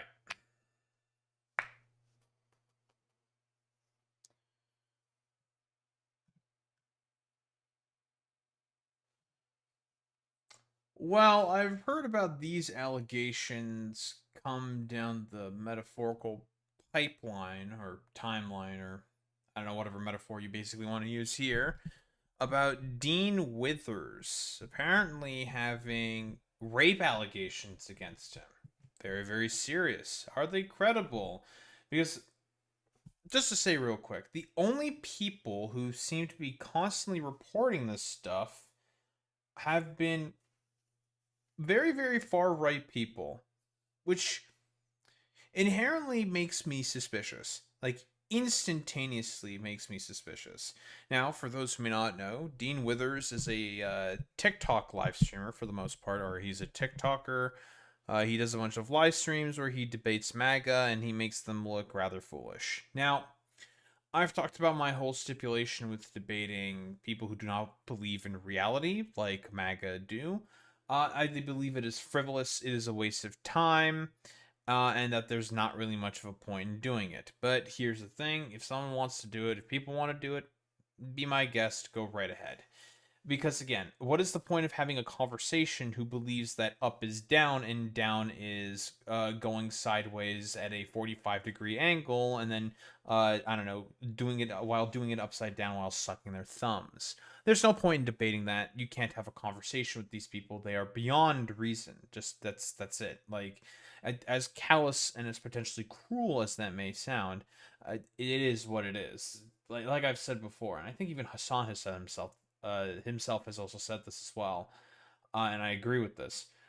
The amount of cultural deprogramming that is essentially necessary for a lot of these like MAGA freaks to actually be able to reintegrate with society, in order to be able to, I don't know, interact at like a normal basis with other humans, is significant to say the least. It would have to be massive, on a scale unseen in a very, very long time. Because again, like, if you unironically, I don't know, voted for Donald Trump 3 times in a row when he made it himself very clear what he was all about, and that is scamming a bunch of people, hardworking people, genuine people, for their money and just shoveling it all over to his billionaire friends, I don't know what I can do for you, man. You're just like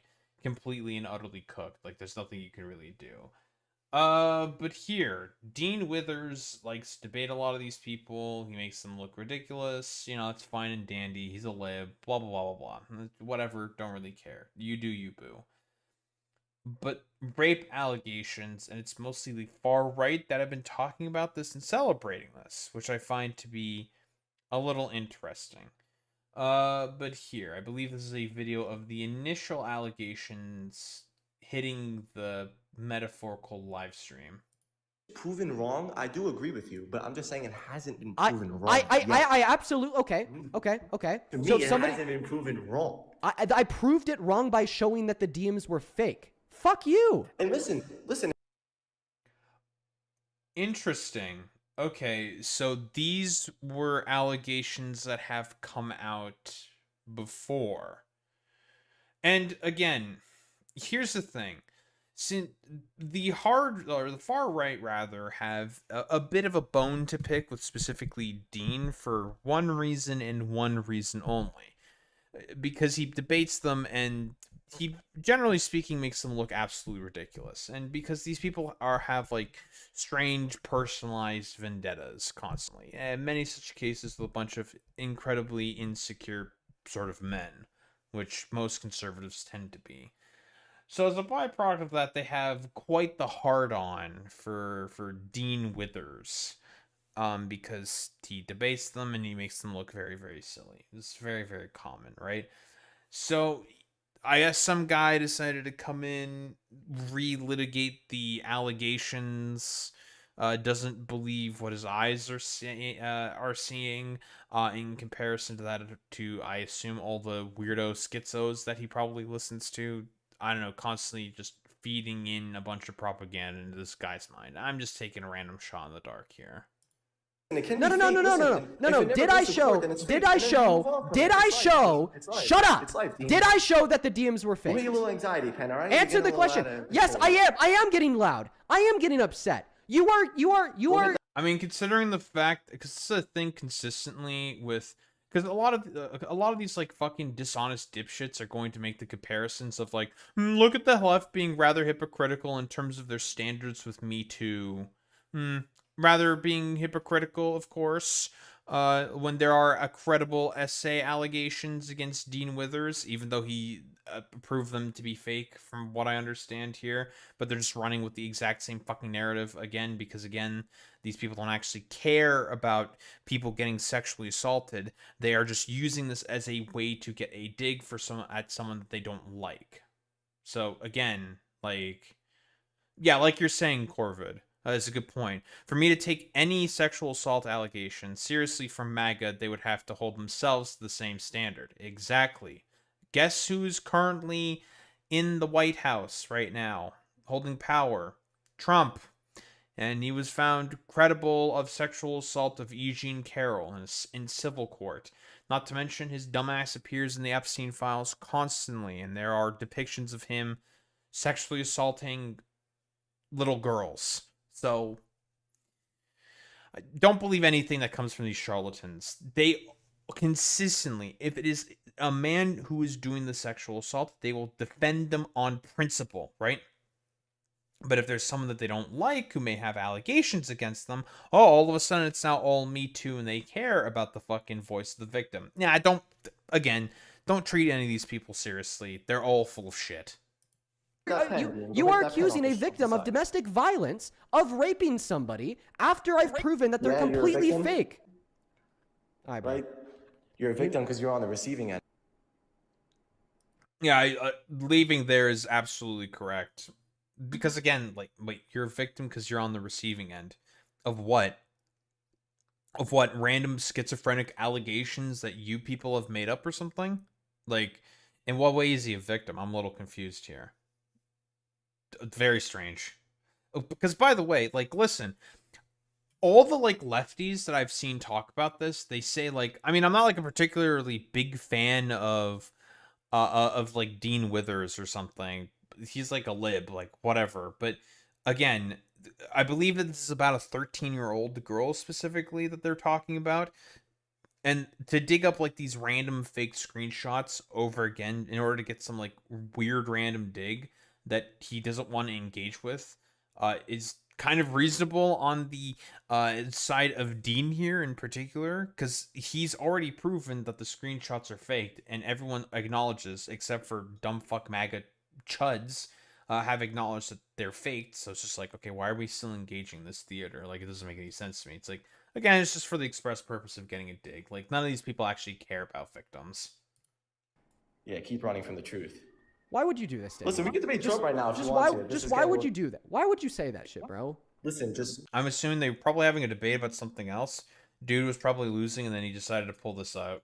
I'm just again, random shot in the dark here. Like, I know these people's behaviors like the back of my hand. Listen.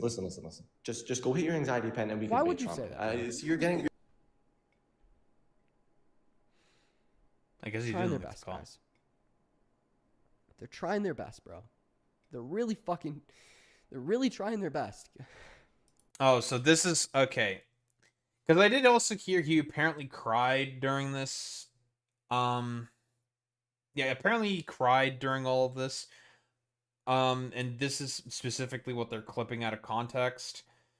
I don't know, man. If there was like a collection of really fucking annoying, dumb fucking losers constantly saying like, oh yeah, Dean Withers is clearly a pedophile because of these screenshots that we've randomly edited and like threw together, I'd be pretty fucking annoyed, honestly. I'd be like, bro, I've already fucking disproved all this stuff. You guys are just wrong and you're stupid. And none of you people care about victims of sexual assault, even if you wanted to. Like, on principle, these people do not care about fucking victims. So it's just like, why should we listen to any of you people when you come out with like allegations through, I don't know, like third parties or whatever? None of you people are fucking believable. All of you people are liars. Nothing you people say can be fucking broadly trusted. Fuck. Fuck, dude. God, man.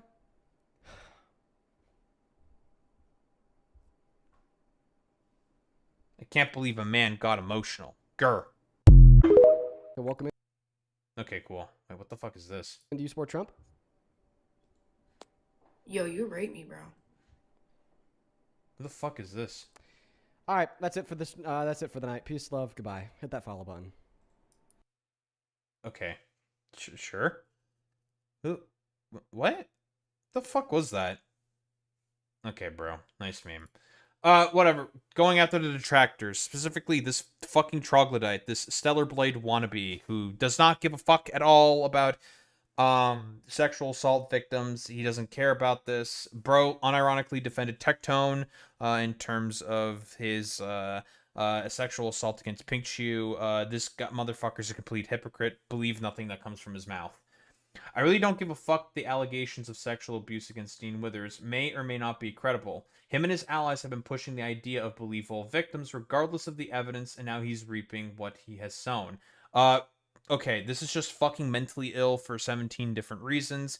Again, the problem, and what these motherfuckers do not understand in terms of believe all victims, is the problem is that historically speaking, a lot of sexual assault cases would not be taken seriously by the authorities, you stupid motherfucker. I don't know how many times this has to be told to these, like, mentally ill fucking right-wingers.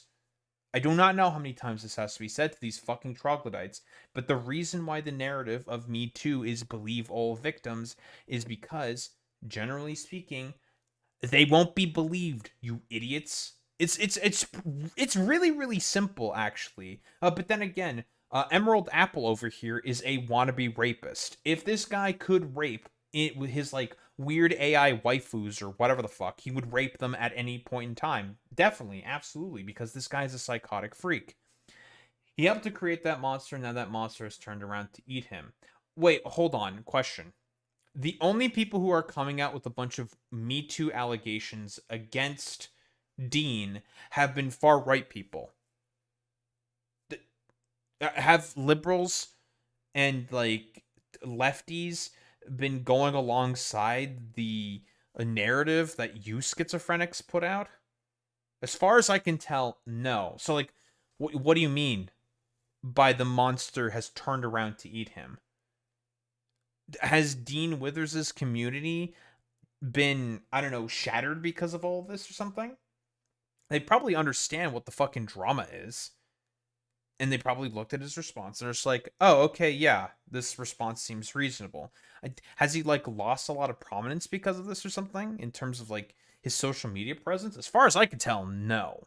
So, like, why are you saying that this is a monster that's been turned around to eat him? What are you talking about, bro? This doesn't make any sense.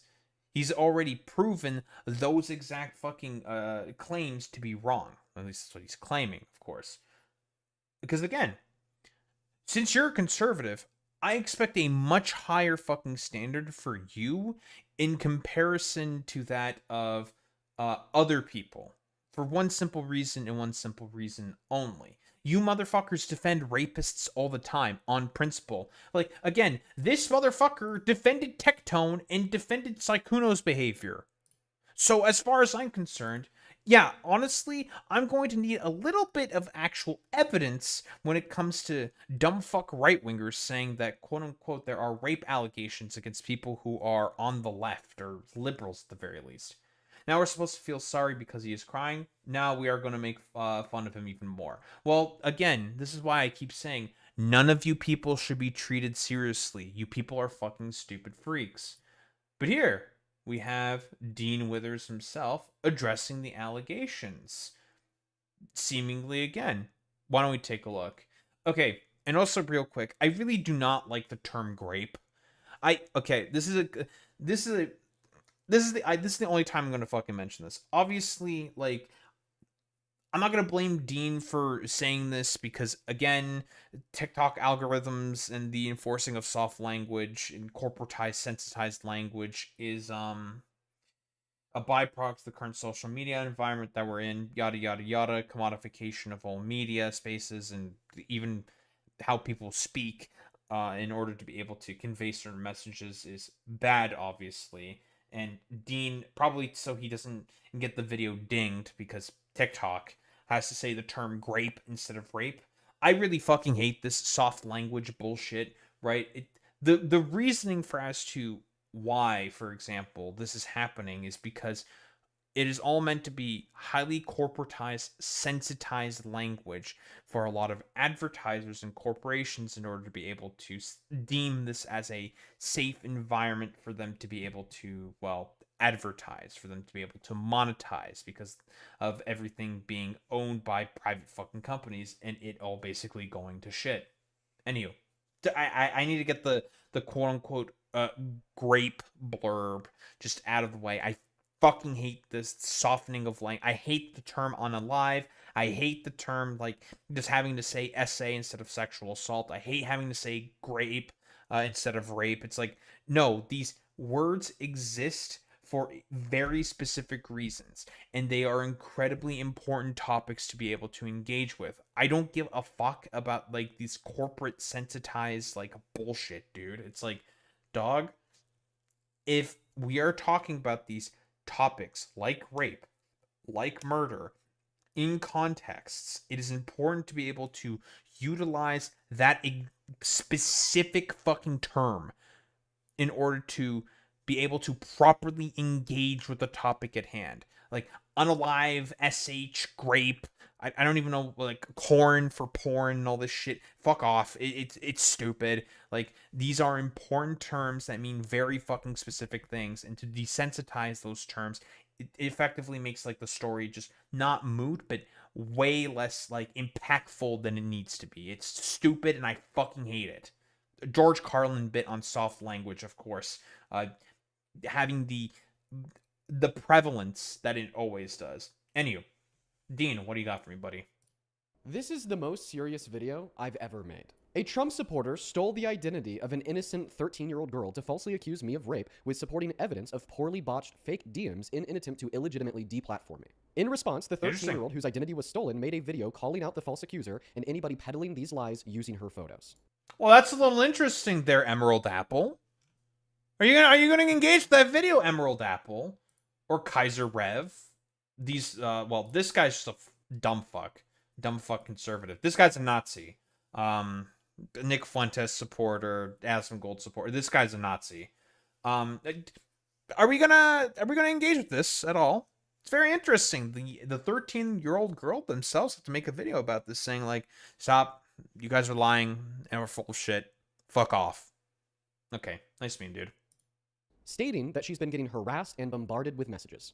An innocent 13-year-old girl. As we speak, not all, but millions of Republicans across the internet have continued to knowingly peddle this false allegation and could what only be described as an attempt to get me killed or to get me to myself, leading to the police calling me, informing me of a bomb threat, and the continued visceral harassment of the innocent little girl who had her identity stolen. Let's unpack. I wonder why.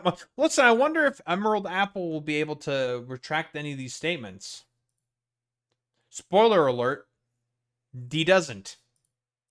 This. First and foremost, this TikTok account, under the name of Emily, accused me of rape.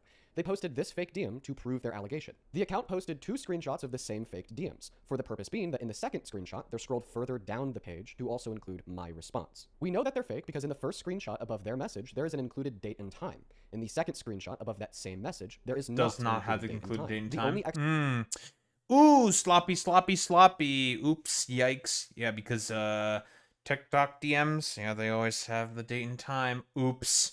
So not only was this shit faked, based off of nothing, it was also sloppily done. Nice meme.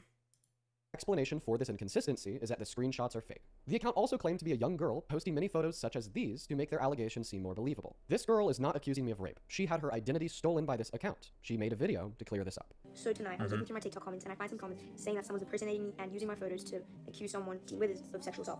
This was a picture someone put in my TikTok comments, and this was a picture I posted on Instagram. Same with here, this was posted in July, and now... Wow, so they ripped fucking photos from some, again, also British, I'm gonna say this again, British 13-year-old girl ripped her fucking photos in order to do this, like, dumb fuck smear campaign. Very fucking consistent behavior. No, I don't think that's the reason why. No, they're mad at Dean Withers specifically, Pear, because he debates them all the time and makes them look ridiculous. That's why. He said that Charlie Kirk getting shot was bad. Like, it was not a good thing that he got shot, but it doesn't matter with these, like, freaks. They're just like psychotic little fucking monsters. Now I find this 4 days ago on TikTok. On this photo, you can see there's a little scribble at the top of the screen. This is because, as you can see in the next photo, that's where the lyrics were in my Instagram photo. After finding out about this, Very interesting. Now, again, will any of these people retract any of their statements? No, of course not. Because again, doxing and harassment and fake allegations for me, but never for thee. I made a video tagging her saying that's not me, and she ended up blocking my main account. I'm now getting multiple DMs and comments about this whole situation, and I want to make this to let you guys know that I'm not involved in any of this, and I didn't make any of these videos. Even in light of the fact that this allegation is obviously fake, not only hurting me as the victim of them, but also the innocent little girl whose identity was stolen to make them, many Trump supporters haven't cared. MAGA influencers like the older millennial Asmongold and thousands of others have continued to peddle these false allegations across social media so hard to the point that for the last 48 hours straight, this has been a top news story on Twitter, amassing over 50,000 posts of mostly Republicans calling me a rapist. For those, some even on the right, that have made videos Again, I'm going to say this again.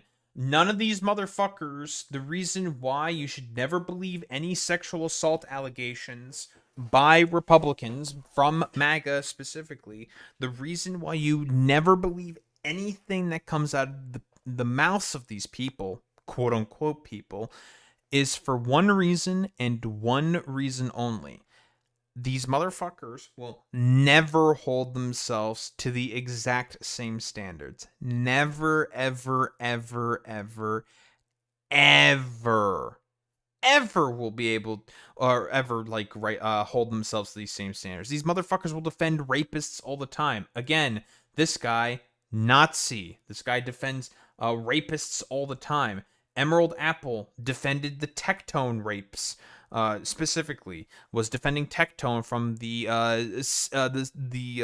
civil suit that he fucking lost. So again, these people are all fucking liars. They do not believe in the same standards. Dimmy these false allegations. Thank you. You know who you are. Yeah, well, you know, demons. But of course, Emerald Apple, is he going to, be consistent? Did he even watch this fucking video? I mean, he posted this in response. Did the dude even care about this? No, not at all. Nah, fuck you, I don't owe you an apology, not one bit. Time after time, you have treated the accusations and allegations as fact. What accusations and allegations? Like what? That Tectone has? Buddy, we can get the fucking court documents, okay? Same with E. Jean Carroll and Donald Trump and a bunch of other fucking Trump supporters that have done rapes. So, like, you can fuck off, dude. Like, suck my dick. No hedging over needing stronger evidence or proof. You just ran with it for years, pushing the narrative of blanket assumptions that just the mere existence of allegations is solid enough proof. What the fuck are you talking about, bro? Literally nobody who believes in Me Too thinks like this. This is, again, what are you talking about here? Well, that's the thing, Pear. Like, these people have been seething over Me Too, and it's been the main catalyst. The backlash to Me Too has been the main catalyst for these fucking freakazoids to just start to rise up out of the metaphorical woodwork, come out of the woodwork. Yet again, it's just, it's the same seething. They just hate women. They want to rape. That's what they're consistent with all these fucking freaks. And use it to explain why victims stay silent. Okay. History again. The reason why believe victims is the main narrative used in terms of Me Too is for one reason and one reason only. Because historically speaking, the stories of women, and even of men, of sexual assault are automatically not believed in general. That is why. Again, Terry Crews also has a fucking Me Too story as well. You wouldn't believe it, but then again, you don't care about that because you're okay with rape. The reason why the standard of believe victims is the way that it is, and why you have to basically believe them, or instead of guilty until proven innocent, or no, innocent until proven guilty, there we go, is because of the fact that a lot of these stories are just not treated seriously, historically speaking. That is the problem. And you're doing the exact same fucking thing, Emerald Apple, because, again, the only thing I can sort of assume at this point in time is that you're just okay with rape. But then again, you defended Tectone in terms of his fucking rapes as well, so shouldn't be really surprising. And then you have the same audacity to display some waterworks when the script was turned around on you instead. You aren't some kind of victim of double standards either. You're just another hypocrite. Dude, he literally presented evidence in this 3-minute Did you watch the video? You know what? I'm just going to say this. Hey, dumb fuck. Did you watch the video? Did you watch the video? Then again, you defend rapists all the time. You have no standards here. Go fuck yourself, dumb fuck. I just hate this motherfucker. I really do. You were just another hypocrite, and based on the same evidentiary standard you established, you are now Diddy Epstein Withers. Okay, and as this fucking Stellar Blade wannabe fucking weirdo who wants to, like, rape someone who looks like a fucking 13-year-old little girl, should I just assume that you're just a fucking Epsteinite as well because you want to fuck the Stellar Blade character all the fucking time, who gets portrayed as a very, very young looking girl? I'm just saying, if we want to go by these dumb fuck standards, Emerald Apple, we can fucking do dumb fuck standards. But then again, stupid tectone defending rapists, should we really expect anything less from this dumb fuck over here who simps for his, like, AI fucking waifus? No, not at all, because this person is a genuine fucking knuckle dragger. And then, of course, our favored Mexican fucking Nazi over here, who wants to be loved by white people and will never get the love that he wants. Trump is a pedo cannibal. I have zero evidence, but I'm milking it anyways. I have I got problems for you, buddy. First, I don't know when Dean ever said that, for example. So there's that. Second off, Buddy appears in the Epstein files almost about as much as Jeffrey Epstein, or second to Jeffrey Epstein in the Epstein files. So yeah, he's a pedophile. And for some reason, because again, for whatever reason, there is a bunch of files. About half the files are still not being released, and Trump is supposed to release them by law. You stupid Mexican Nazi. So why is Trump holding back about half the files, even though by law he has to release half the files? It's a little interesting. It should make you think, but then again, this person's not really capable of thinking. False rape allegations are a weapon of the far right. Well, yeah, unironically, yes, they are. You guys are using a bunch of false rape allegations in order to be able to try to bring down someone. Because again, you guys don't actually believe in people making rape allegations. You will always just take the side of the rapist as a principle. So as far as I'm concerned, yeah, you guys are just using this as a weapon in order to go after someone you don't like because he makes you look ridiculous constantly. And again, you're responding to the fucking video. You can watch the video. It's literally right there. But whatever. Should I be really surprised that this dumb fucking Nazi over here is not going to hold himself to any sort of standard or principle whatsoever? No, because this dude's a fucking Nazi. Shouldn't be really surprising. But yeah, I don't know. Like, what else is there to really say? Even though I'm not, like, a particularly big fan of Dean Withers, mostly because he's honestly just wasting a lot of time debating all these stupid freaks.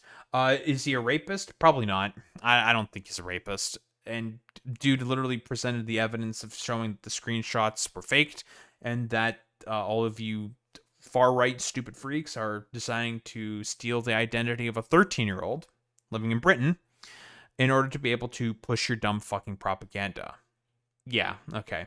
And you people wonder why no one fucking likes you. Like, this is why, because you're willing to stoop to such ridiculous lows in order to get the stupid fucking digs, in order to quote unquote get the owns that you pretend to think that you're getting right now. Nah, like, honestly, I have no respect for you people.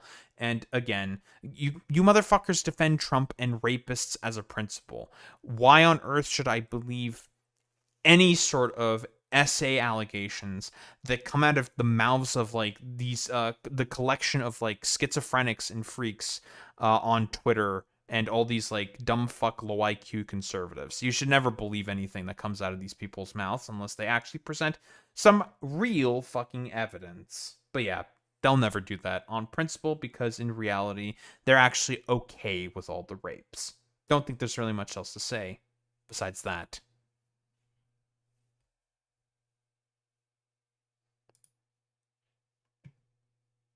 Guys, I heard that Republicans like rape.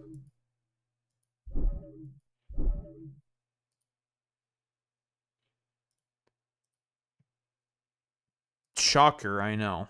They love rape.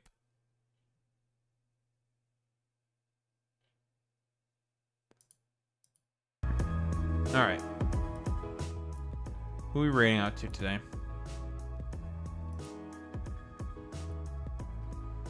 I am sleepy. I desire sleep.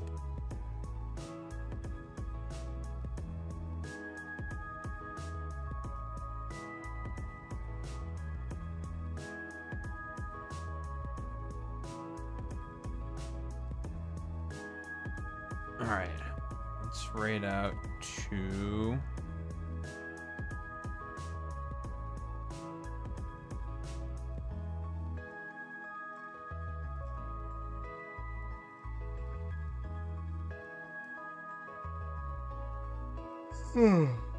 Let's rate out to Neuro detergent.